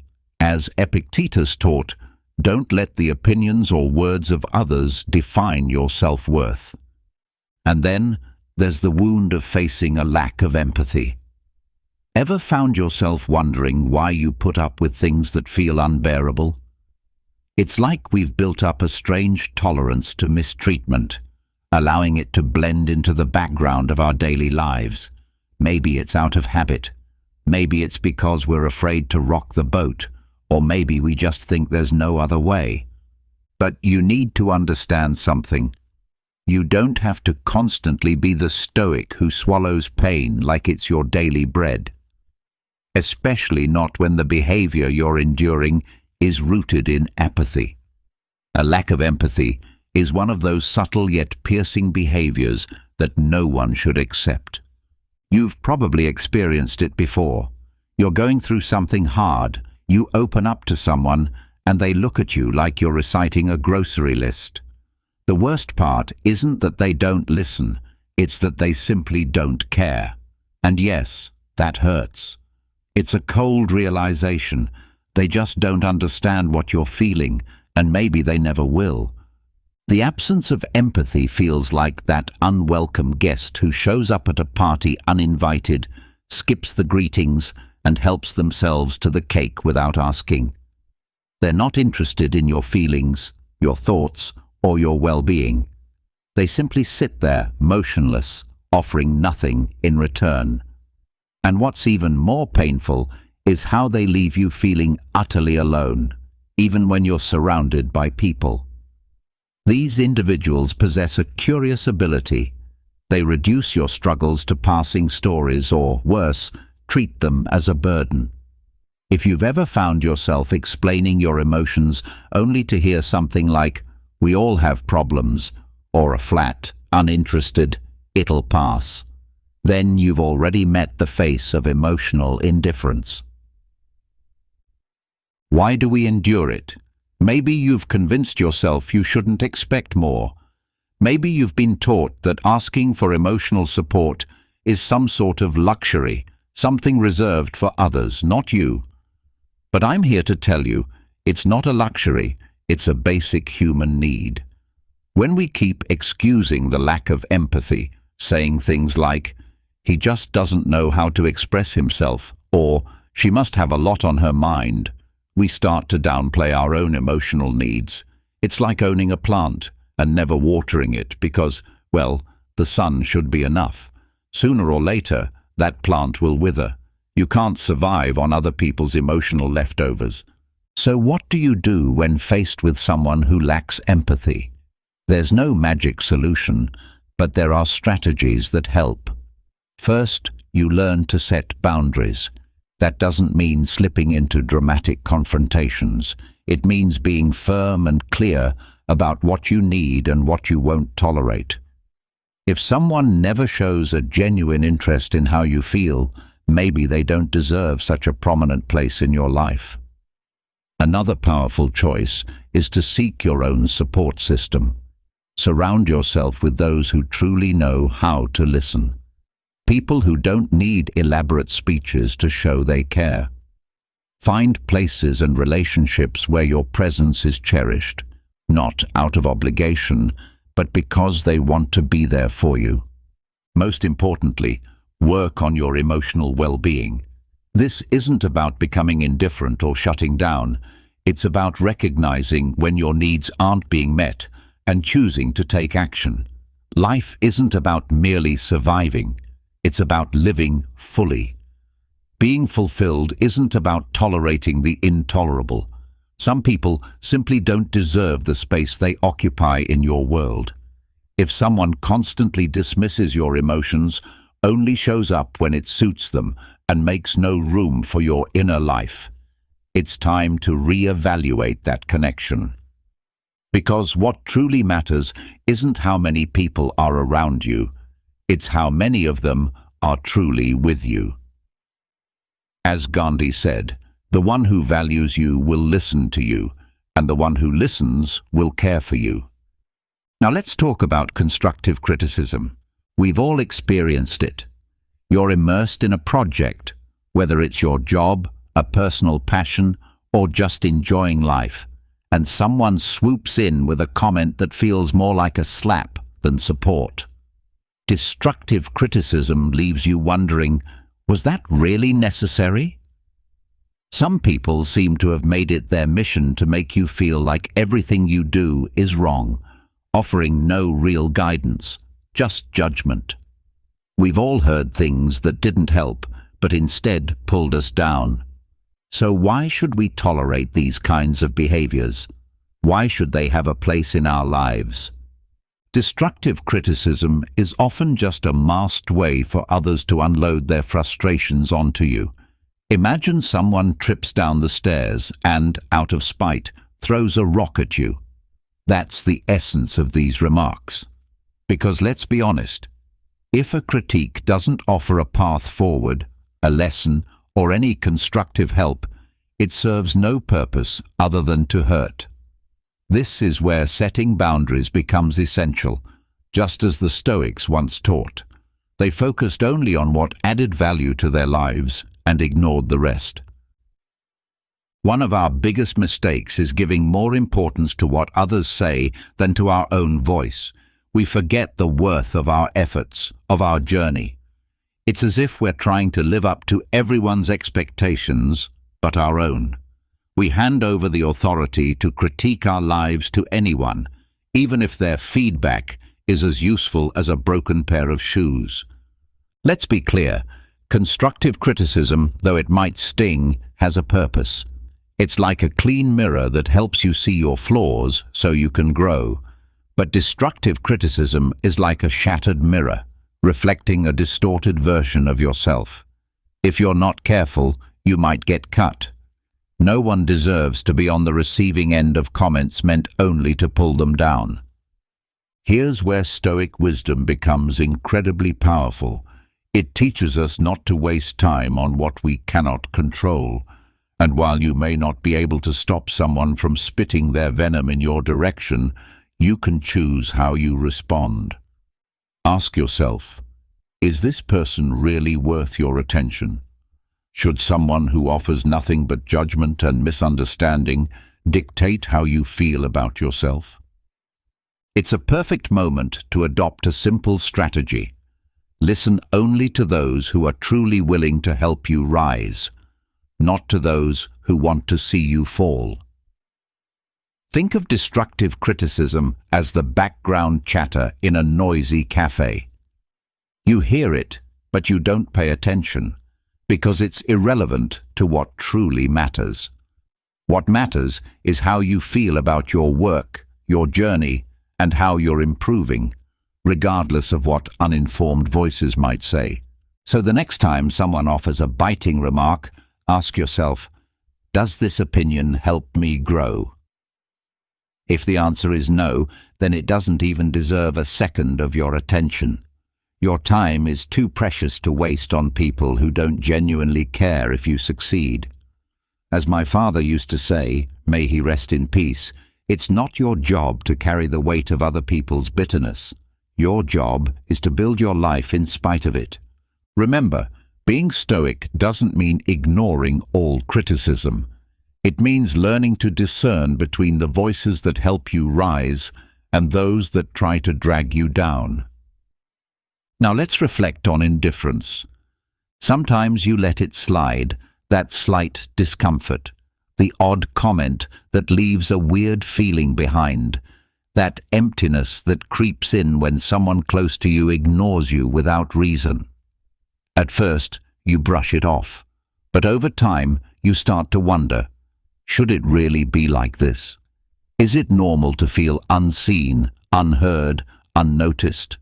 In a world where being strong often means putting up with everything, it's easy to fall into the trap of thinking indifference is just part of life. But what if I told you it's not? Indifference and emotional neglect are subtle, yet deeply damaging. We're not talking about dramatic betrayals or huge offenses. We're talking about the everyday stuff, the little things that go unnoticed but slowly eat away at you. Like when you share your feelings and receive silence in return, or when you ask for time, support, or understanding and get a vague promise that never materializes. It's when your emotional or physical needs are consistently dismissed, ignored, or postponed. This kind of behavior is a form of abuse. Yes, the word sounds harsh, but allowing someone to make you feel invisible over and over again is a form of disrespect. Stoicism teaches us to find peace within ourselves, not from the actions of others. But that doesn't mean we should endure anything and everything. Being stoic doesn't mean being a doormat. It means learning to protect your energy and give it only to those who deserve it. So what can you do?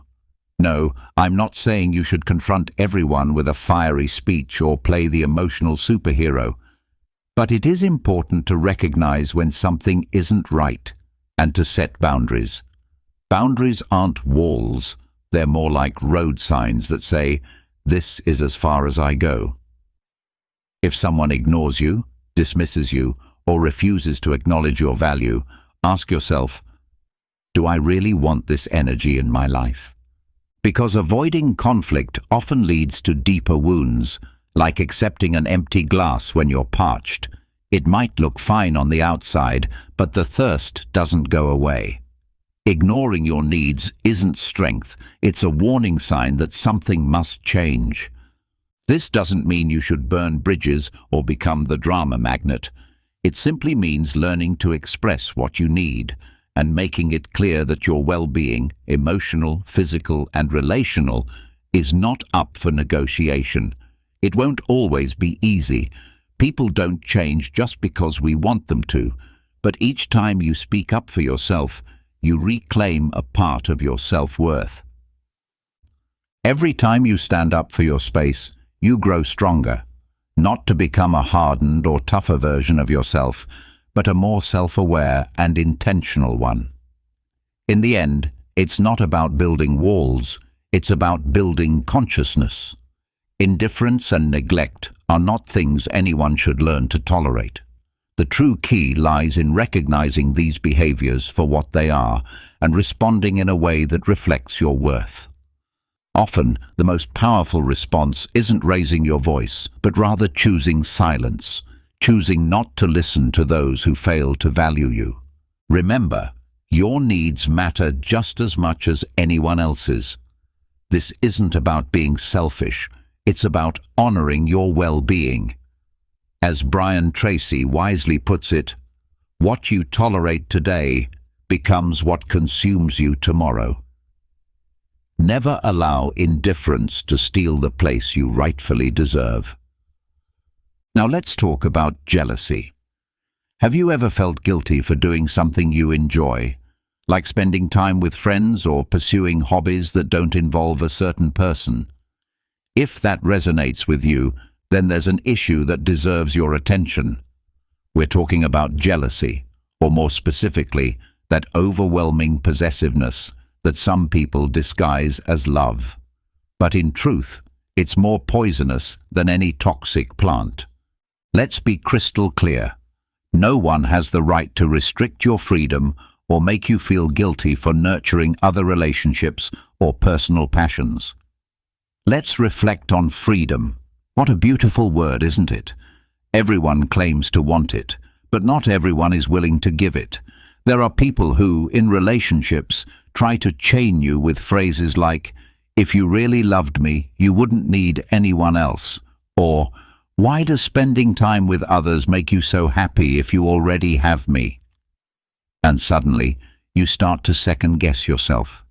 You begin to wonder whether you should really feel that excited about coffee with friends or a peaceful afternoon with a good book. Here's a spoiler. Yes, you absolutely should.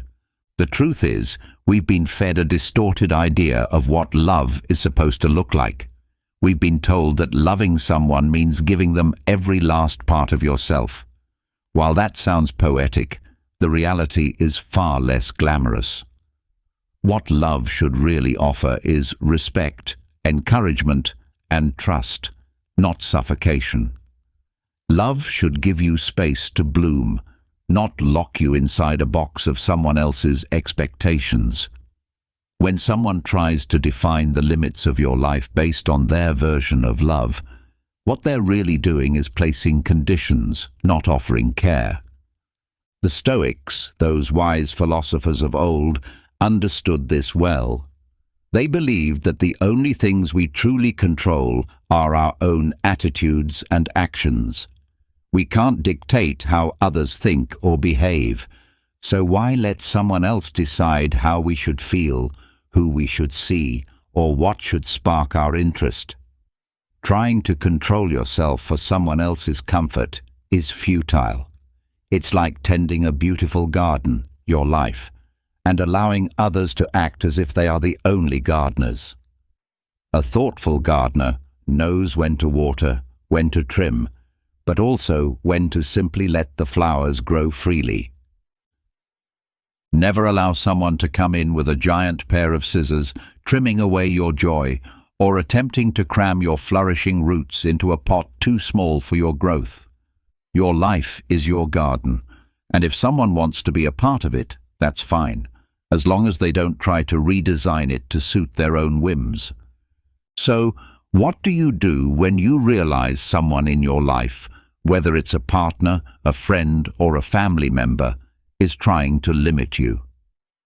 The first step is to talk. Sometimes people don't even realize they're being possessive or jealous. But beware, if you have that conversation and they continue to guilt-trip you for simply living your life, then it's time to make a decision. Because no relationship, romantic, platonic or otherwise, should take away your essence. If it does, something is off. And this is not about turning into someone who disregards others. It's about fully understanding that your freedom is yours alone, and anyone who truly loves you will never try to take it from you. They'll celebrate it. At the heart of real love is the ability to allow another to be fully themselves, to grow, to evolve, and to flourish in their own time and space. Don't hold on to people or behaviors that stifle your growth, that steal your light, or that make you feel guilty for simply being you. True love, like true freedom, is a space where we are safe to expand, not a cage that clips our wings.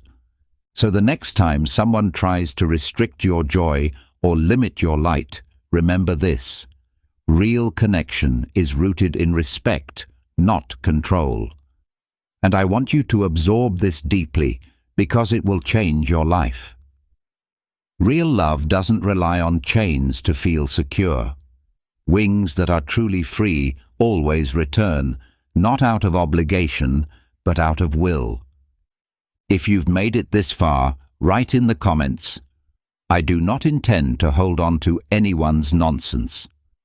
I'd love to hear your stories of growth and freedom. Don't forget to subscribe, hit the notification bell, and share your thoughts so that YouTube knows this kind of content is valuable to people like you.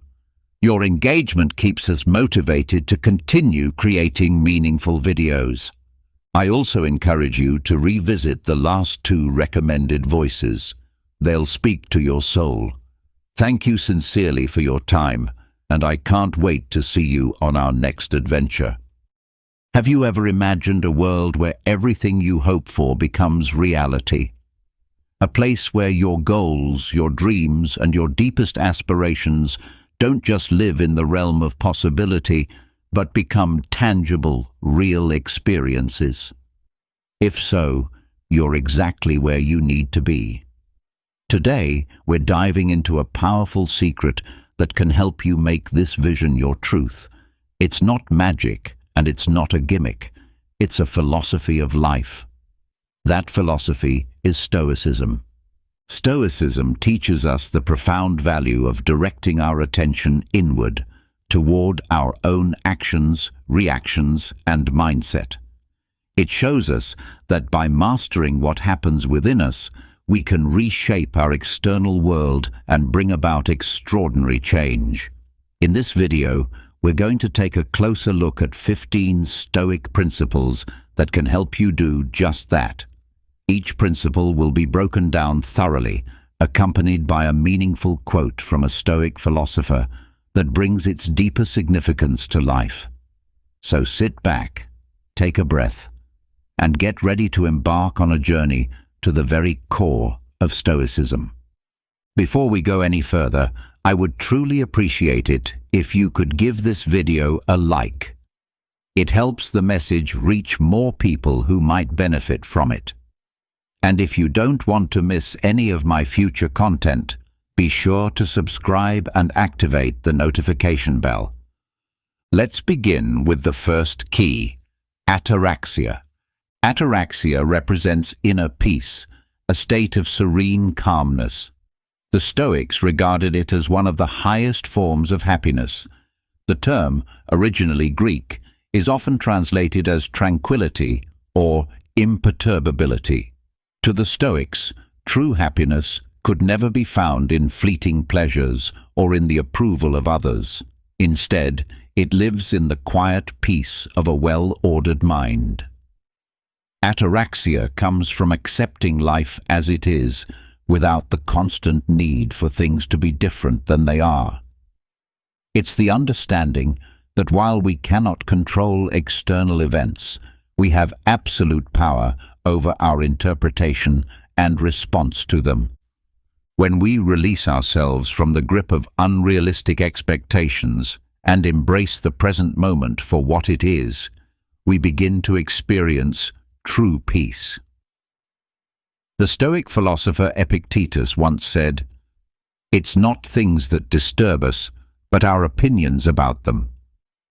This insight reminds us that our emotional stability and inner harmony depend not on what happens to us, but on how we choose to interpret those happenings. By cultivating ataraxia, we stop wasting energy on what we can't control and start directing our focus to what genuinely matters, our own personal growth and inner development. Now we move on to the second Stoic key, amor fati, which means to love one's fate. Amor fati is more than acceptance. It's the act of embracing everything that life hands us, both the joyful and the painful. Rather than resisting hardships or mourning the misfortunes that cross our path, Stoicism teaches us to see these experiences as essential parts of our journey. Amor fati is about perceiving every moment, no matter how challenging, as meaningful and necessary for our evolution. It is about recognizing that each twist in the road is a step toward becoming the person we are meant to be. The Roman emperor and Stoic philosopher Marcus Aurelius captured this beautifully when he wrote, "Accept whatever comes to you, woven in the pattern of your destiny, for what could more aptly fit your needs?" This reflection tells us that everything we encounter is designed to teach us, shape us, and prepare us for what's next. By practicing amor fati, we stop fighting life and instead flow with it. We gain a deeper appreciation for the lessons in our difficulties, and we become stronger, wiser, and more grounded as a result. This mindset shift empowers us to stay focused on our inner journey instead of becoming stuck in resistance or bitterness. Let's continue with the third key, prososhe, the art of mindfulness. Prososhe is the practice of paying close attention to the present moment. It's about being deeply aware of our actions, thoughts, and emotions as they happen, without casting judgment or letting ourselves be swept away. The Stoics emphasized that the present is the only place where we have real influence. We can't control the past, and the future is uncertain. But here, now, in this moment, we have full power over how we act, how we think, and how we respond. Practicing prososhe means living consciously. It's choosing not to be distracted by what might be or what has been, but instead devoting ourselves fully to doing what is right now. Epictetus, once again, provides insight with his words. Don't seek for things to happen the way you want them to. Rather, wish for them to happen as they do, and you will go on well. This is a gentle but firm reminder to release our grip on control and trust the flow of reality, focusing instead on how we engage with the world moment by moment. When we embrace prososhe, we begin to notice how often our attention drifts. We start catching ourselves when our mind races ahead to worries about tomorrow or lingers in regrets from yesterday. In returning our focus to the present, we bring ourselves back to power. We step into clarity, and that clarity helps us turn inward, refine our intentions, and live in alignment with our true values. Mindfulness, in this Stoic sense, is not simply about awareness. It is about wise awareness, the kind that transforms how we live our lives. Finally, we arrive at the fourth key, eudaimonia, what the Stoics referred to as the good life. Eudaimonia isn't about fleeting pleasure, status, or material wealth. It's about something far deeper and more lasting. To the Stoics, the good life was one rooted in virtue, wisdom, and purpose. It meant living in alignment with nature, not just the external world, but our inner nature as rational, ethical beings. Eudaimonia is a life guided by integrity, where our thoughts, actions, and values are in harmony. True happiness, according to the Stoic worldview, is not found in chasing after things that constantly shift and fade. It is found in the commitment to be a good person, to do good work, and to contribute meaningfully to the world around us. Living in this way brings a sense of deep fulfillment that no amount of wealth or pleasure can provide. It's about waking up each day with a clear conscience and a heart focused on what truly matters. As we continue this journey through the Stoic keys, remember that each of these principles is not just a concept, it's a practice, a daily exercise in how we live, how we think, and how we respond to life. Stay with me, because there is so much more Stoic wisdom to come. Let's keep exploring this philosophy together. To the Stoics, living in harmony with nature means living virtuously. It involves understanding that our true happiness and inner fulfillment do not come from external circumstances, but rather from our own actions, decisions, and moral character. As Seneca, one of the most renowned Stoic philosophers, put it, It is not the man who has little who is poor, but the one who always wants more. This profound statement reminds us that genuine wealth and contentment are found not in material possessions, but in the strength and virtue of our character.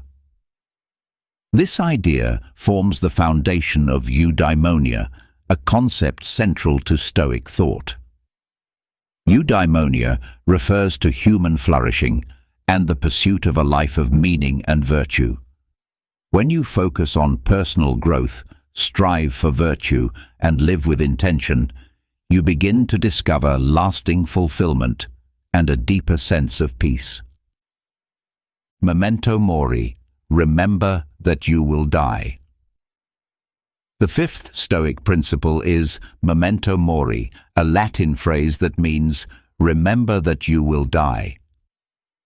This powerful concept is not meant to invoke fear, but rather to awaken us to the fragility of life and to inspire intentional action. Reflecting on our mortality reminds us that life is finite, and because of this, every single day becomes precious.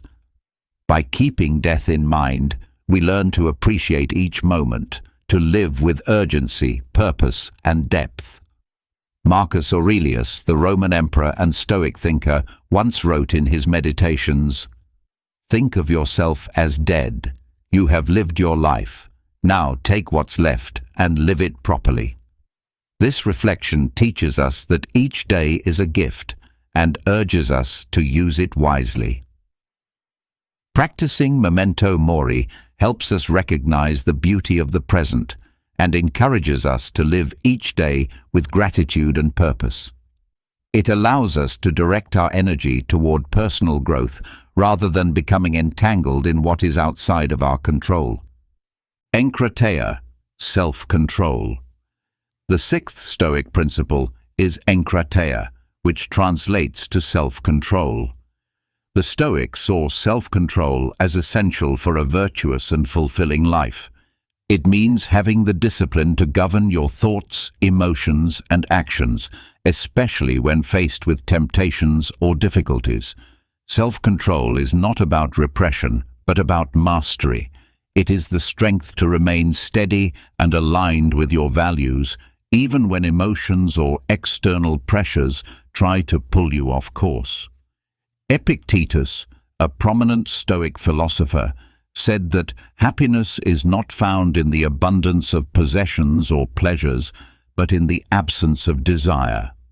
This quote reflects the Stoic belief that true self-control comes not from fighting desires, but from rising above them. By practicing enkrateia, you learn to govern yourself with wisdom and clarity. This form of discipline empowers you to stay grounded and focused on your personal development, regardless of the chaos or distractions around you. Affiliation, a sense of belonging. The seventh Stoic principle is affiliation, which refers to the deep sense of belonging and connection to a greater whole. The Stoics taught that we are all parts of a larger community and that we share a mutual responsibility to contribute to the well-being of others. Affiliation is the conscious recognition of our interconnectedness and the decision to act with that awareness. It's about realizing that our choices have effects not just on ourselves, but on the world around us. Hierocles, a Stoic philosopher, proposed a model of concentric circles to describe this idea. At the center is the individual, surrounded by family, friends, community, humanity, and finally, the cosmos. This model serves as a reminder that we are part of something much larger than ourselves, and that our actions can ripple outward to affect others. By practicing affiliation, you become more aware of the impact of your behavior and choices, and you begin to live in a way that contributes to both your personal growth and the good of your community. It's a balanced perspective that keeps you grounded in yourself while also expanding your compassion and responsibility toward others. Love for humanity. The eighth Stoic key is love for humanity. The Stoics held a deep belief in the importance of kindness, compassion, and generosity. Loving humanity means acting with goodness and empathy toward others, expecting nothing in return. It is the understanding that we are all members of the same human family, and with that comes a duty to care for and support one another. Seneca said, "Wherever there is a human being, there is an opportunity for kindness." This quote beautifully encapsulates the Stoic perspective on human connection. Regardless of the situation, there is always a moment to show compassion. Practicing love for humanity allows you to move through life with a generous heart and a spirit of unity. It encourages you to grow internally by doing good externally, fostering a deeper sense of meaning and connection with the world around you. Moderation. The ninth Stoic principle is moderation. The Stoics emphasize the importance of living a balanced life and avoiding extremes. They believed that true happiness and virtue are found in the middle ground, not in excess and not in deprivation. Moderation is about finding harmony within your desires, actions, and lifestyle. It is the wisdom to know when enough is enough, and the strength to maintain equilibrium in the face of temptation or hardship. By practicing moderation, you create space for peace, clarity, and thoughtful living. You are no longer ruled by cravings or impulsive behaviors, but are instead guided by reason and virtue.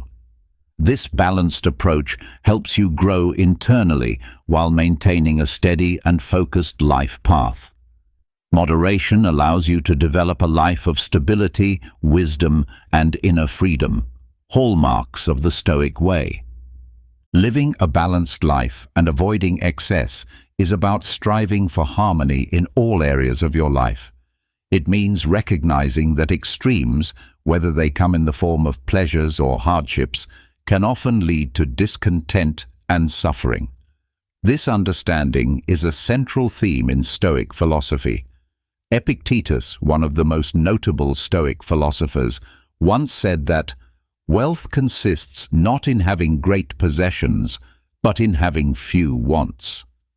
This insight teaches us that genuine wealth and lasting happiness are not found in acquiring material things or indulging in pleasure, but in leading a life of moderation and balance. When you begin to live this way, you start to discover a sense of peace and fulfillment that comes from within, rather than from external circumstances. Practicing this mindset helps you stay centered and focused on personal growth, allowing you to develop into your best self without falling into the trap of overindulgence. Differentiating what you can control from what you cannot is a fundamental Stoic practice. The Stoics believed that true peace and satisfaction in life come from placing our attention on what is within our power and accepting what lies beyond our control. This involves developing the ability to distinguish between your actions and thoughts, which are within your control, and the external events and circumstances that are not. It's about accepting that while you cannot always influence what happens around you, you do have full control over how you respond to those events. Epictetus emphasized this idea by saying, "It's not things that disturb us, but our opinions about things." This quote highlights the truth that our emotional state and inner peace are shaped not by external events themselves, but by how we interpret and react to them. Embracing this principle allows you to let go of unnecessary stress and focus instead on mastering your mindset and behavior, paving the way for deeper personal growth. The premeditation of evils, also known as negative visualization, was a regular exercise for the Stoics.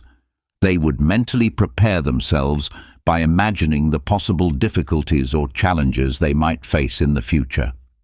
This wasn't an act of pessimism, but rather a wise and practical preparation. It is the art of anticipating potential hardships and developing the mental strength to deal with them, should they arise. This practice helps you build emotional resilience so that when things don't go as expected, you are not caught off guard. A wise Stoic philosopher once stated that the wise always consider adversity as a possibility and are therefore prepared to face it. This thought reminds us that true wisdom lies not in naively hoping that everything will always go well, but in being prepared for life's uncertainties. When you embrace this mindset, you train yourself to remain calm, steady, and composed even in the most difficult circumstances.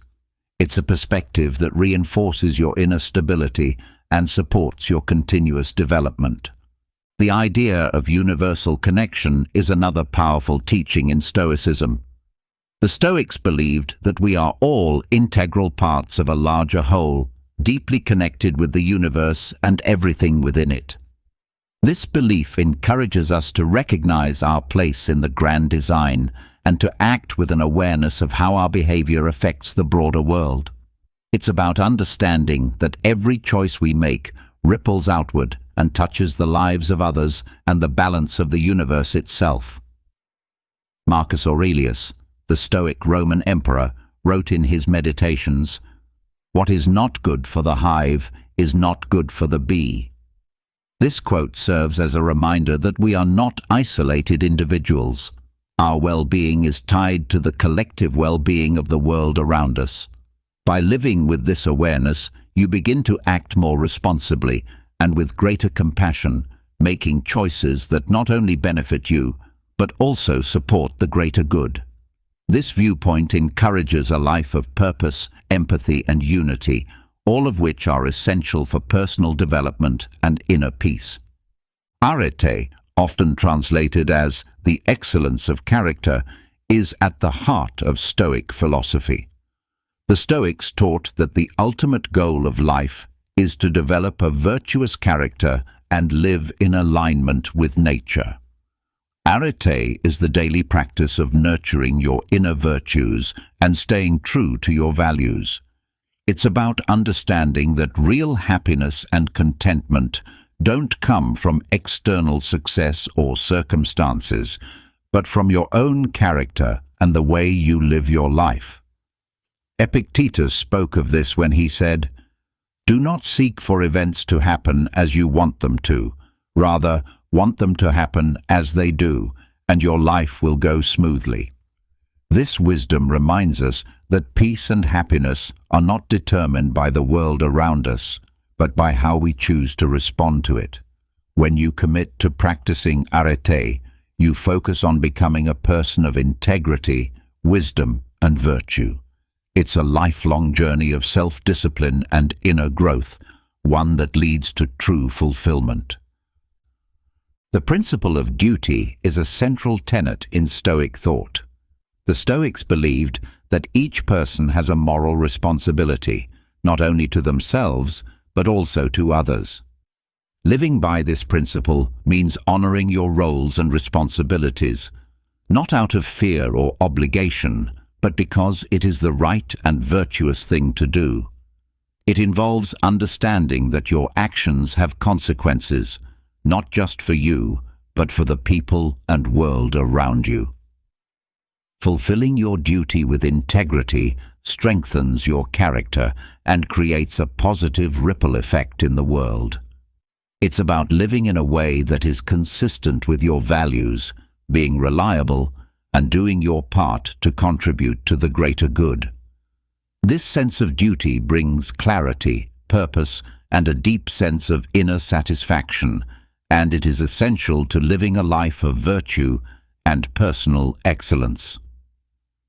Marcus Aurelius, the Stoic philosopher and Roman emperor, reflected in his Meditations that one should do what is in harmony with the nature of a good man.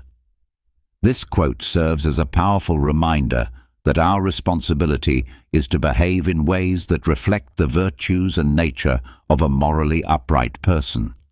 By embracing this mindset, you can learn to carry out your responsibilities and obligations in a way that resonates with your inner values and ethical beliefs. Adopting this perspective enables you to remain centered on your personal growth and self-development. Logos, the principle of universal reason, forms the 15th and final essential element of Stoic wisdom. The Stoics believed in an underlying rational structure to the universe, a guiding logic known as the Logos. According to their view, the universe operates according to this built-in reason, and it is our task as human beings to live in accordance with this natural order. Practicing Logos means committing to the pursuit of truth and wisdom by means of rational thought and logical inquiry. It involves recognizing that our actions and decisions should be influenced by reason, rather than being swayed by fluctuating emotions or impulsive desires. Marcus Aurelius, in his Meditations, wrote that everything that happens in the way that universal nature wants it to happen. This statement reminds us that we must seek to understand the flow of universal logic and live in accordance with it, rather than resist or fight against it. By embracing the principle of Logos, you can learn to make thoughtful and rational choices, allowing your life to align more closely with the wisdom and reason that governs the universe. This approach not only grounds you in personal discipline, but also deepens your connection to the greater cosmic order, reinforcing your focus on self-mastery and purposeful living. We now arrive at the end of our journey through the 15 Stoic principles that guide us toward focusing on ourselves. Each one of these timeless teachings offers a unique insight into how we can lead a life that is not only fulfilling, but deeply meaningful. From ataraxia, the state of serene calmness, to Logos, the universal reason, these Stoic principles remind us that we possess the inner power to control our actions and responses. They call us to live in alignment with our values and to contribute to the well-being of those around us. Let us remember that Stoicism is not merely an ancient philosophy preserved in books. It is a practical and transformative guide meant to be lived and practiced daily. If you apply these Stoic principles in your own life, you can discover a profound sense of inner peace, live with clear intention, and awaken your true potential. So, the question remains, are you prepared to begin this journey of self-discovery and inner transformation? As the great Stoic thinker Seneca once said, "It is not because things are difficult that we do not dare. It is because we do not dare that they are difficult." Thank you for accompanying us on this path through Stoicism. May these teachings serve to inspire you to turn inward, cultivate personal strength, and lead a life that is rich with meaning and purpose. Until we meet again. Have you ever felt like a ghost, invisible and forgotten, simply because someone chose to create space between you and them? It's a strange kind of silence, one that can make you feel like the air around you has thickened. But here's the truth. This is not the end of your world.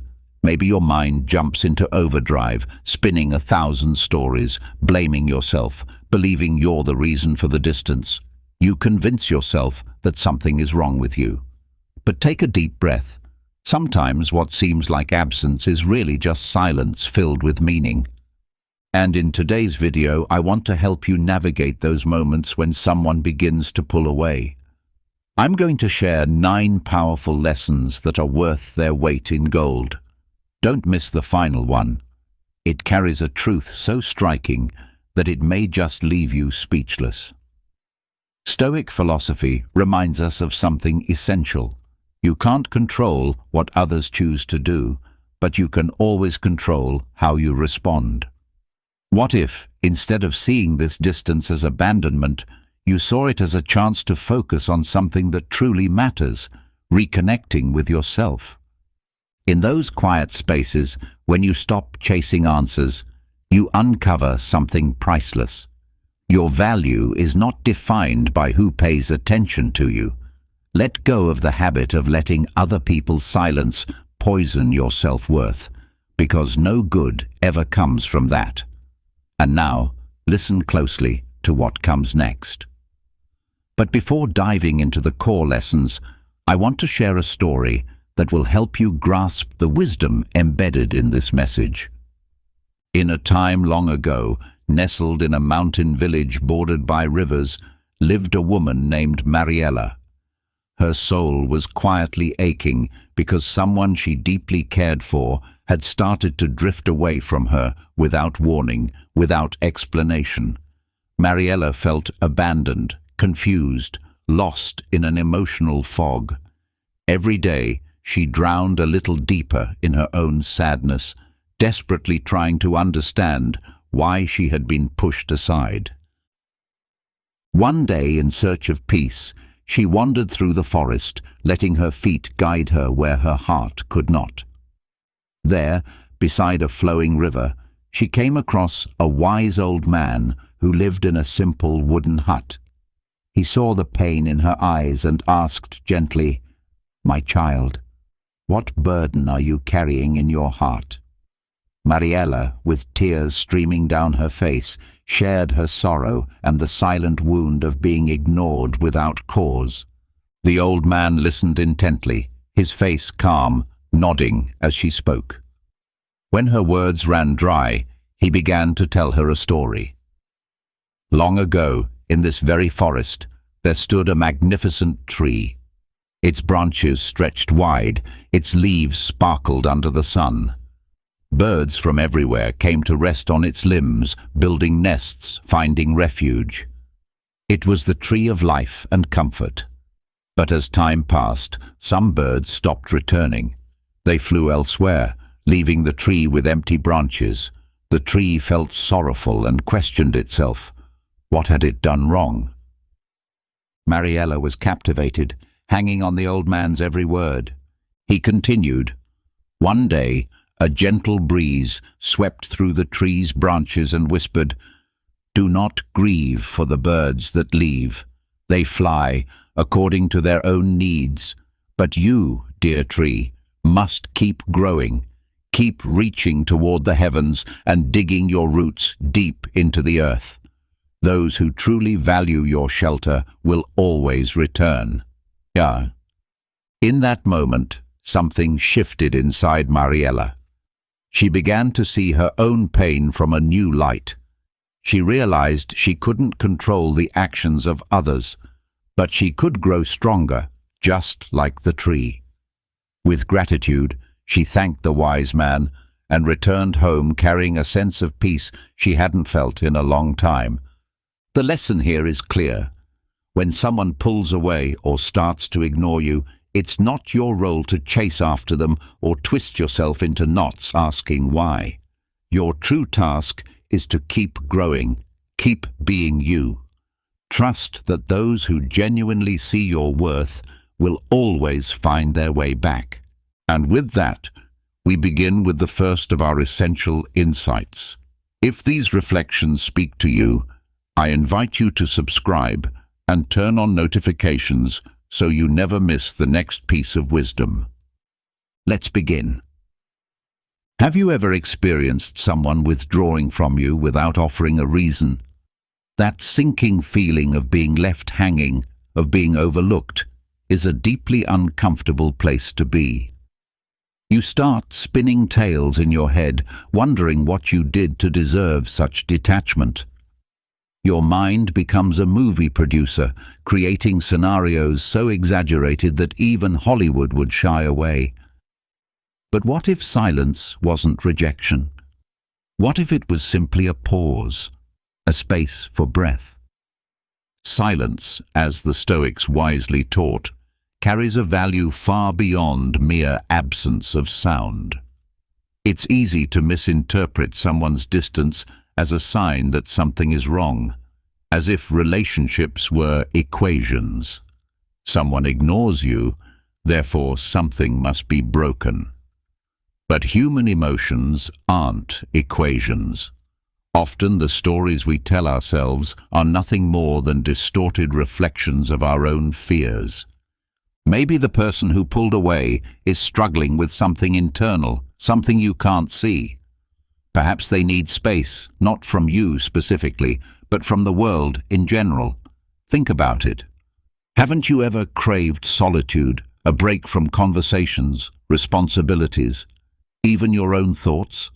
The need to retreat doesn't make you strange. It makes you human. Sure, sometimes people distance themselves for less noble reasons, but before jumping to conclusions, why not approach the situation with compassion, both for them and for yourself? This is where the Stoic lens helps. It teaches us not just to step back from others, but to observe our own storm of emotions. How you react to silence is where your power lies. If you assume rejection every time someone takes space, then that becomes your reality. Try a different perspective. Instead of diving into panic and self-blame, view the silence as a mirror. What does it show you about your own expectations? Let your thoughts breathe. Don't be so quick to fill the silence with fears or assumptions that may have no grounding in truth. Sometimes the quiet between two people is simply that, quiet. It doesn't have to be ominous. It might even be necessary. Silence doesn't always mean detachment. It can be a sacred pause, a moment for both sides to reflect, to heal. So, the next time you feel yourself slipping into the anxiety of being ignored, just stop, breathe. Maybe, just maybe, that silence is the very one you would wish for if the noise became too much. To truly understand silence is to practice patience with others and with yourself. Epictetus once said that silence is not always empty. Sometimes it's the space where the soul returns to itself. Now, have you ever felt that gut-wrenching sting of being treated like you don't exist? That piercing sensation when someone's indifference feels like a slap to your dignity. It's a heavy weight to carry, one that makes you ask, what did I do wrong? But here's a radical shift in thinking. Maybe the goal isn't to change other people's behavior, but to strengthen your own self-worth so that their indifference doesn't knock you down like a tidal wave. It sounds straightforward, but anyone who's lived through this knows it isn't always easy to stay composed when you're feeling invisible. Let's be real. When someone ignores you, your mind can become your worst enemy. It invents stories, blames you, fixates on flaws. You begin to doubt your value, wondering if you said too much or not enough, if you became uninteresting or made an unspoken mistake. But chasing these thoughts leads nowhere good. People are complex. Relationships are complicated. Sometimes their reasons for walking away have nothing to do with you. Maybe they're having a bad day, wrestling with something personal, or maybe your paths just don't align right now. So how do you stand tall in moments when the world seems to forget you? That's where the quiet power of self-esteem comes into play. The unshakable belief in your own worth, even when no one else is affirming it. The Stoics taught that true power is rooted within. You can't control how others treat you, but you always hold the reins over how you respond. Think of your self-esteem as a small boat on the open sea. The waves of life, comments, rejections, silence, will toss it around. But if the boat is built strong, it won't sink. You'll still feel the swell, the impact, but you'll stay afloat. That's what healthy self-esteem does. It gives you the resilience to stay anchored even when you feel ignored. It's not about becoming cold or indifferent. It's about not letting someone else's actions define who you are. Just because someone doesn't see your light right now doesn't mean you've stopped shining. Your value remains solid, intact, and waiting to be seen by the right eyes at the right time. Being ignored doesn't take away your value as a person. And if someone has chosen to push you away without giving you any reason, maybe it's a sign to let the wind carry them wherever they need to go, without it steering you off course. One of the quickest ways to tear down your own self-esteem is through constant self-criticism. If you ever catch yourself thinking that you're not enough, remind yourself that these are just thoughts, not solid truths. They don't define who you are. A useful way to deal with these thoughts is to stop and ask yourself, is this actually true? At first it might feel unnatural or difficult, but with time and intention, you'll begin to see that most of these negative thoughts have no solid ground. Often, we're just projecting our own fears and insecurities without any real basis. Instead of telling yourself, they're ignoring me because I'm not important, shift your perspective and try saying, maybe they're dealing with something personal that has nothing to do with me. That small change in mindset can completely transform how you feel. Relationships inevitably influence how we see ourselves. If you're constantly surrounded by people who don't appreciate you or make you feel invisible, it's time to step back and reassess. That doesn't mean you need to cut everyone off immediately, but it does mean you need to become more aware of who brings you light and who drains your energy. Spend more time with those who truly value you, those who see your worth without you having to prove anything. Your self-esteem is deeply impacted by the relationships you invest in, so if someone continuously makes you feel small or unseen, maybe it's time to reduce their presence in your life. Self-compassion is a vital ingredient in maintaining self-worth. Nobody is perfect. We all have low points. We all make mistakes. The important part is how you treat yourself in those moments. Rather than harshly judging yourself or blaming circumstances that are beyond your control, try embracing your humanity, your strengths and your flaws alike. The more you allow yourself to simply be human, the stronger your sense of self will become. Everyone has days when they feel like they're falling short, but those feelings don't define your identity. Practice being kind to yourself, and when you feel ignored or rejected, the solution is not always to change yourself. Sometimes, the real answer is to pause and remember everything you've already overcome. Reflect on the victories you've had, whether it's a big project you managed to complete despite obstacles or a moment when you conquered a personal hardship. When you feel invisible, reconnect with your own achievements. This helps you remember that you don't need anyone else's validation to recognize your own value. Self-esteem grows when you acknowledge your own capabilities. If there's one lesson that stands out, it's this. When someone ignores you, your ability to stay grounded in who you are is what prevents you from falling apart.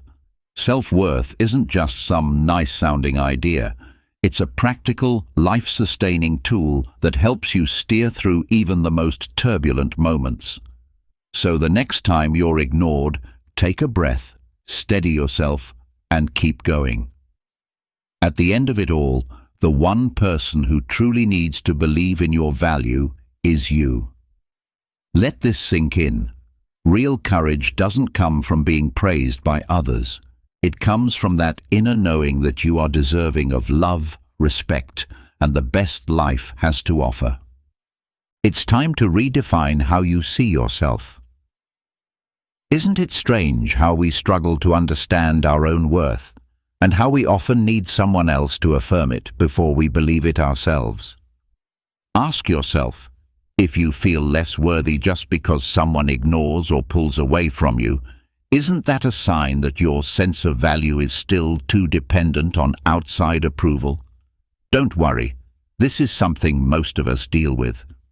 Society teaches us, in subtle and obvious ways, that the only way to know we're valuable is through validation from others. But what if that's not true? What if that idea is just a lie we've been told?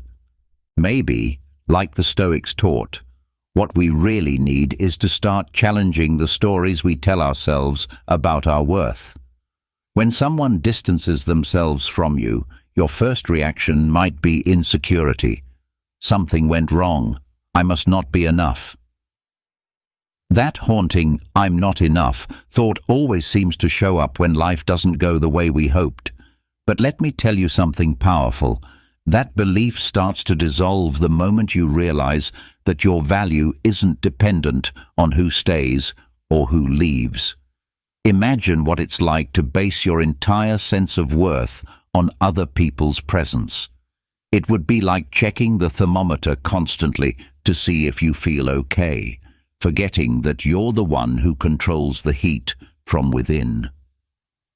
The Stoics, those wise thinkers who seem to have figured life out, taught us that seeking validation from the outside is pointless. They believed that everything external is just a distraction. The only thing we truly have control over is how we respond to what happens. So when someone pulls away, the real question isn't "what's wrong with me?" but rather, how will I respond to this? Will you sink into self-doubt or, like a true Stoic, stay grounded and put things in perspective? The truth is, what's happening outside of you doesn't determine your worth. Here's a practical way to look at it. Picture yourself at a party, and that one person who always gives you attention is now talking to everyone but you. Naturally, you might feel hurt, even angry. That's understandable. But what if you shifted your viewpoint? Does it really matter if that person ignores you? Maybe they're just caught up in their own thoughts or dealing with their own issues.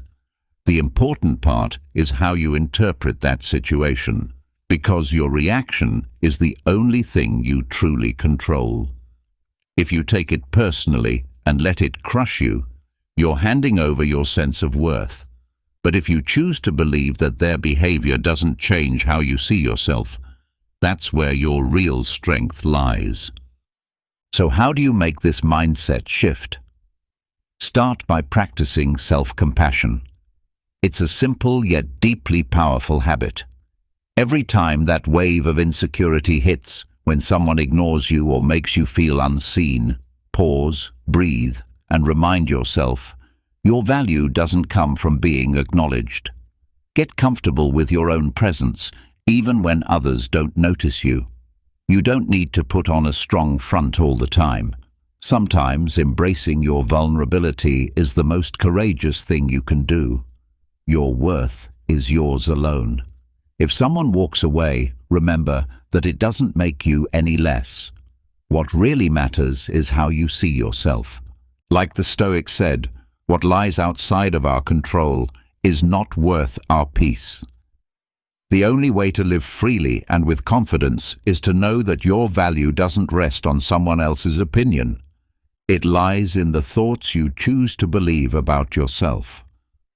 As Seneca once told his students, it is not what others say or think about you that defines your value.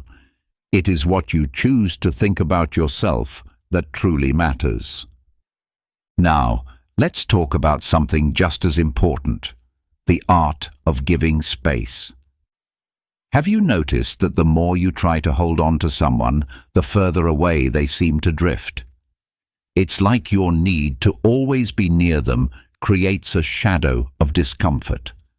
It's not always because they're forgetting you or finding someone else more exciting, although that's possible, but that's not the real issue. Sometimes, the greatest gift you can offer another person is space. A little distance, some breathing room, or, as the Stoics would say, moderation in your relationships. Because honestly, who really wants someone hovering around them all the time? That constant presence can start to feel like a weight. Just like a plant that grows wild and chokes everything around it, excessive attachment can begin to suffocate the relationship. In the beginning, Closeness feels beautiful. The desire to care, to be present, to share, that's all wonderful. But when it becomes a need to constantly be there, pressure builds. And soon, the other person feels trapped, like they're stuck in a web they can't escape. That's when you find yourself being ignored or pushed away, and you're left confused, unsure of what to do. Are you going to wait around like a loyal dog with a ball in its mouth, hoping someone finally turns around and calls your name? Don't do that. No one's asking you to become the soulmate who never lets go, or the overly eager friend who becomes as overwhelming as a live mic on a Zoom call. The key, dear friend, is serenity. The kind of peace that helps you understand the unspoken. Because sometimes what's not said out loud still carries meaning, and knowing when to give someone air to breathe may be the most loving thing you can do. Don't stay stuck in place, hoping and waiting for a call or a message that may never come.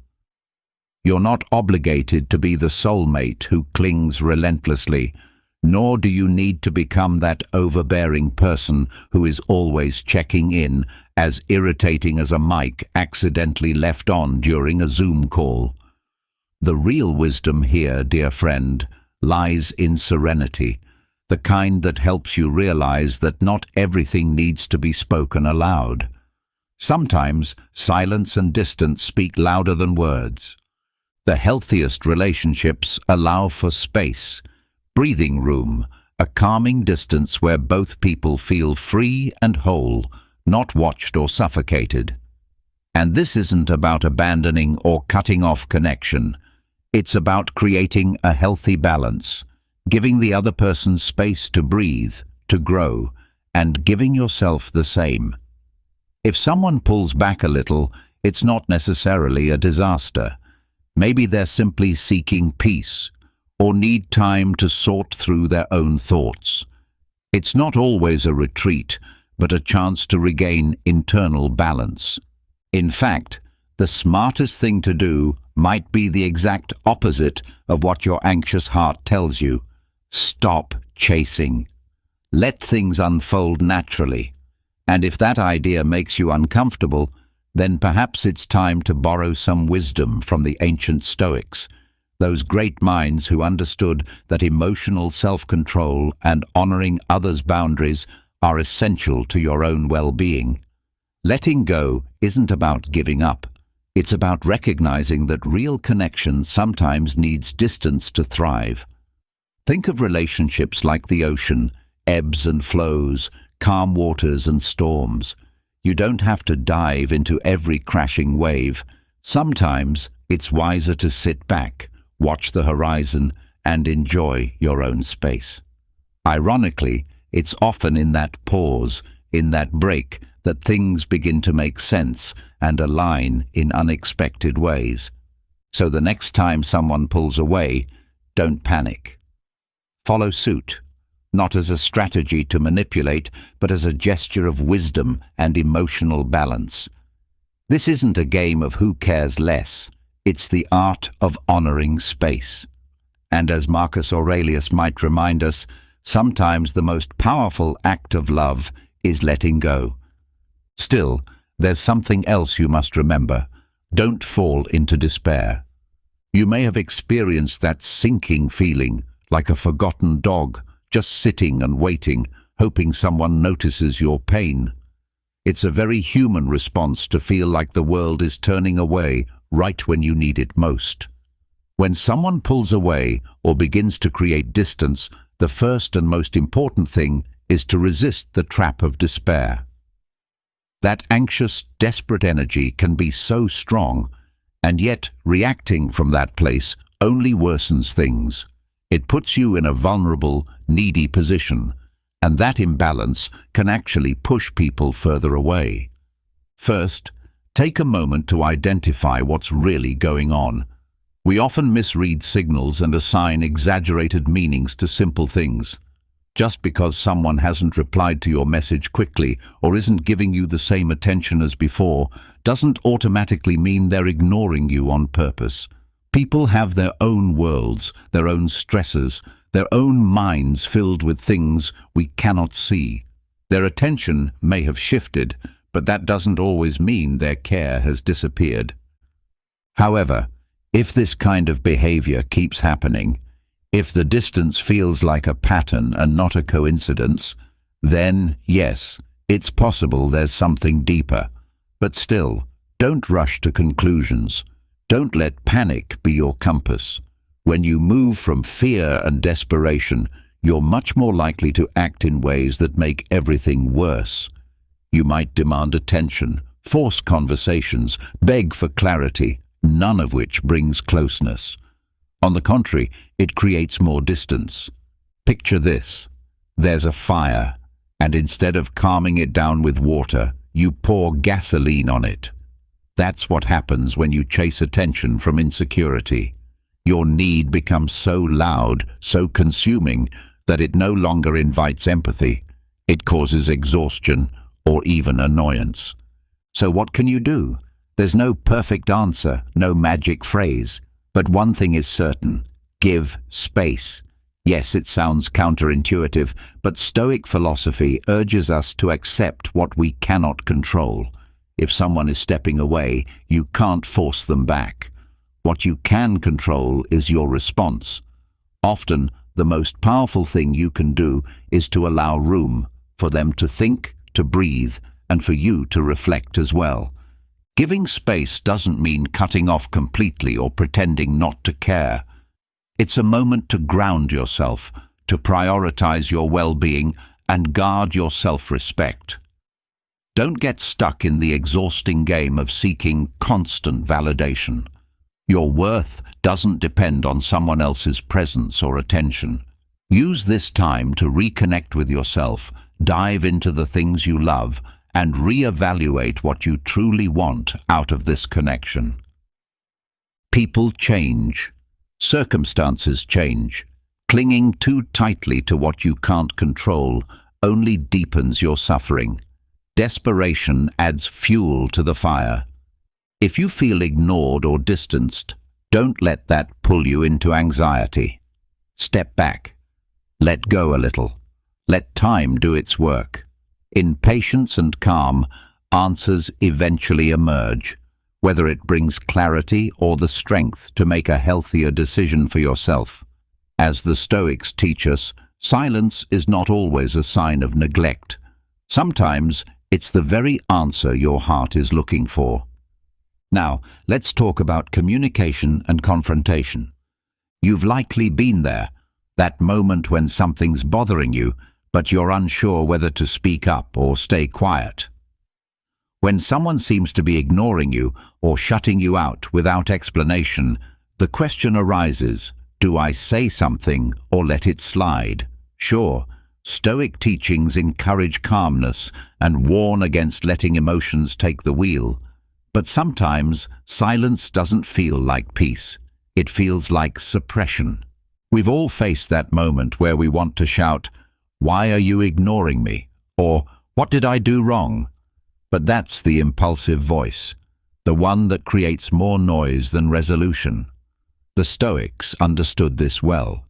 They warned us not to get swept away by emotional storms. Confrontation, especially when it's emotionally charged, often leads nowhere productive. You can't control how others behave, only how you choose to respond. So before reacting, take a breath, reflect. Ask yourself, do I want this conversation to be a battleground or a bridge?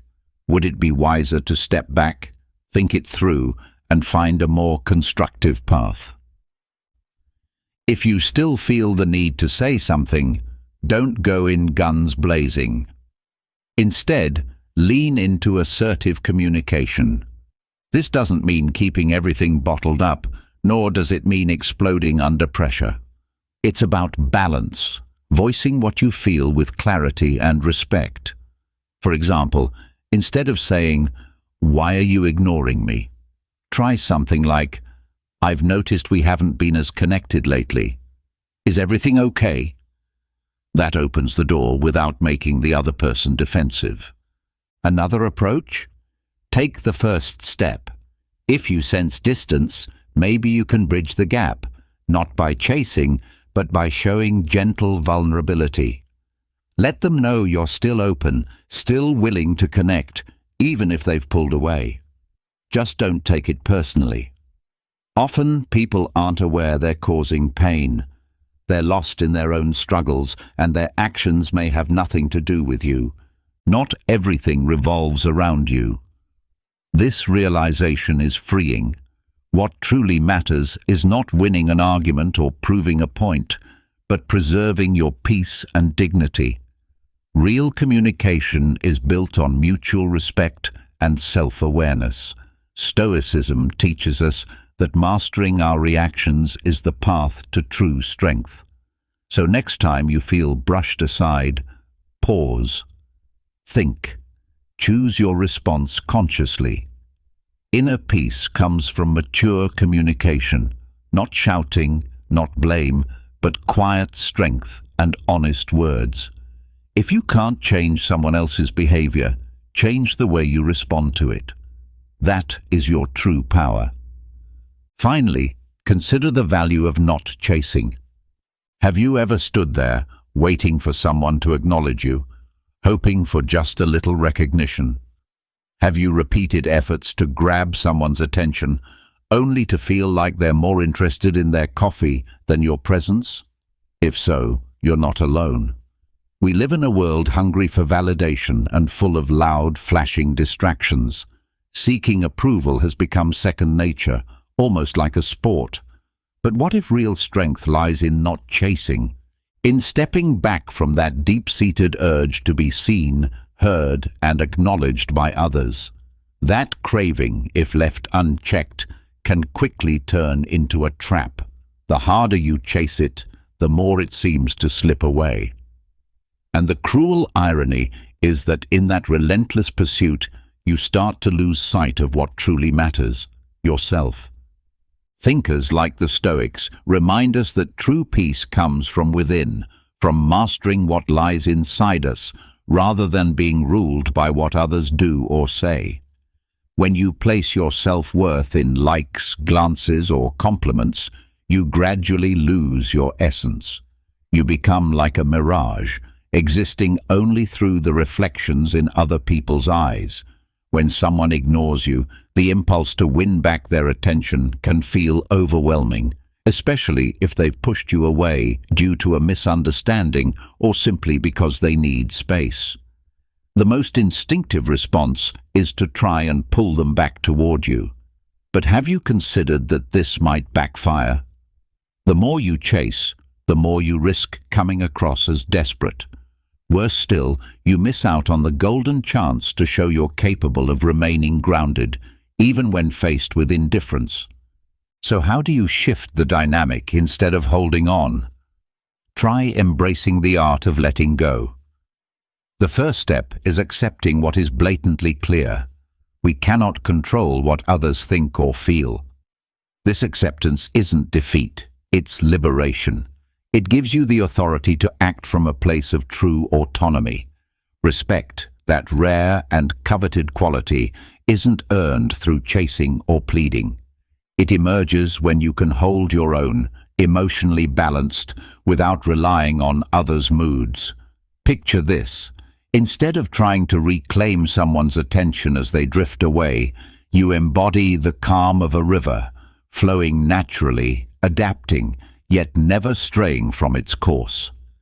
In letting go, you transform into someone who is complete in themselves, someone who doesn't depend on others to feel worthy.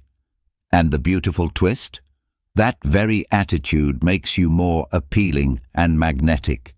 It doesn't just bring inner peace, it draws admiration and respect, the kind that you could never gain by begging for approval. The Stoics, especially in times of turmoil like ours, offer vital wisdom. Life is fleeting, and the only thing we truly control is how we respond to what happens around us.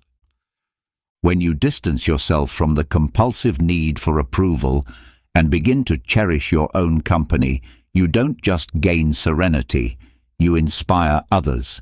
Your calm becomes noticeable. Your authenticity becomes contagious. And suddenly, indifference doesn't shake you. That in itself garners the respect you once longed for. Stop chasing what evades you. Let go of the attention that was never meant for you in the first place. When you learn to release it all, things begin to flow.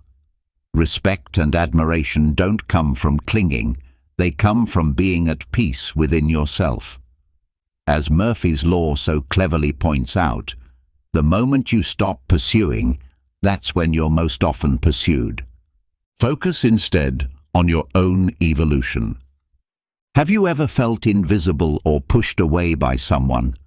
It's wild how, in those moments, it feels like your whole world crumbles and you're cast as the lead in a tragic play. But maybe, just maybe, it's time to see beyond that illusion of abandonment and redirect your focus to something far more important, your personal growth. It's all too easy to fall into the trap of over-analyzing someone else's behavior. If they ignore you or take a step back, your first instinct might be to assume it's your fault, that you're lacking in some way. But what if all of that was simply a distraction? What if, instead of spending all your energy on what others are doing or feeling, you redirected it inward, towards your own progress? Sure, it sounds almost too easy, but don't be fooled. This is the difficult path that leads to real, lasting peace. Stoic philosophy offers this exact insight. Focus only on what lies within your control, your thoughts, your actions, your emotions. If someone pulls away, that's beyond your reach. You can't force anyone to remain by your side. What you can do is choose how to respond. You could spiral into self-blame, drown in regret, or question every moment, or you could choose growth. The first step toward real growth is learning to detach. That's no easy feat. It can feel as unnatural as being told to stop breathing. But the hidden truth is, once you exhale, you make room for fresh air. Likewise, once you release the need for others' approval, you find something far more precious, your own voice. You begin to move from living to meet others' expectations to living as your truest self. Now imagine that instead of waiting for someone to validate you, you look in the mirror and say, "I'm enough as I am." It sounds like a cheap motivational quote, right? But once you genuinely believe that, the sting of rejection fades. You realize that the only opinion that truly matters is your own, and here's where discipline plays its role. Dedicating time to your growth doesn't mean diving into endless self-help books or enrolling in expensive courses. It's about simple, intentional daily habits, reading a chapter from a book that inspires you, writing your thoughts in a journal, or going for a quiet walk to clear your mind. These small acts allow you to see yourself differently. You're no longer a person frantically chasing outside validation. You become someone who understands their worth, someone whose peace doesn't depend on others' presence or absence. If people choose to walk away, let that be your cue to step into your own growth. Life isn't a competition for attention. The real victory lies in achieving your own inner balance. Eventually, those around you will see that your best self never depended on their approval. As my late father wisely said, "He who focuses on himself has no time to complain about others." Take this as your chance to rediscover who you are. Have you noticed that when someone ignores or distances themselves from you, the world doesn't actually end? Sure, it stings, it's not easy to digest, but often life delivers its most profound lessons in subtle, sometimes painful ways.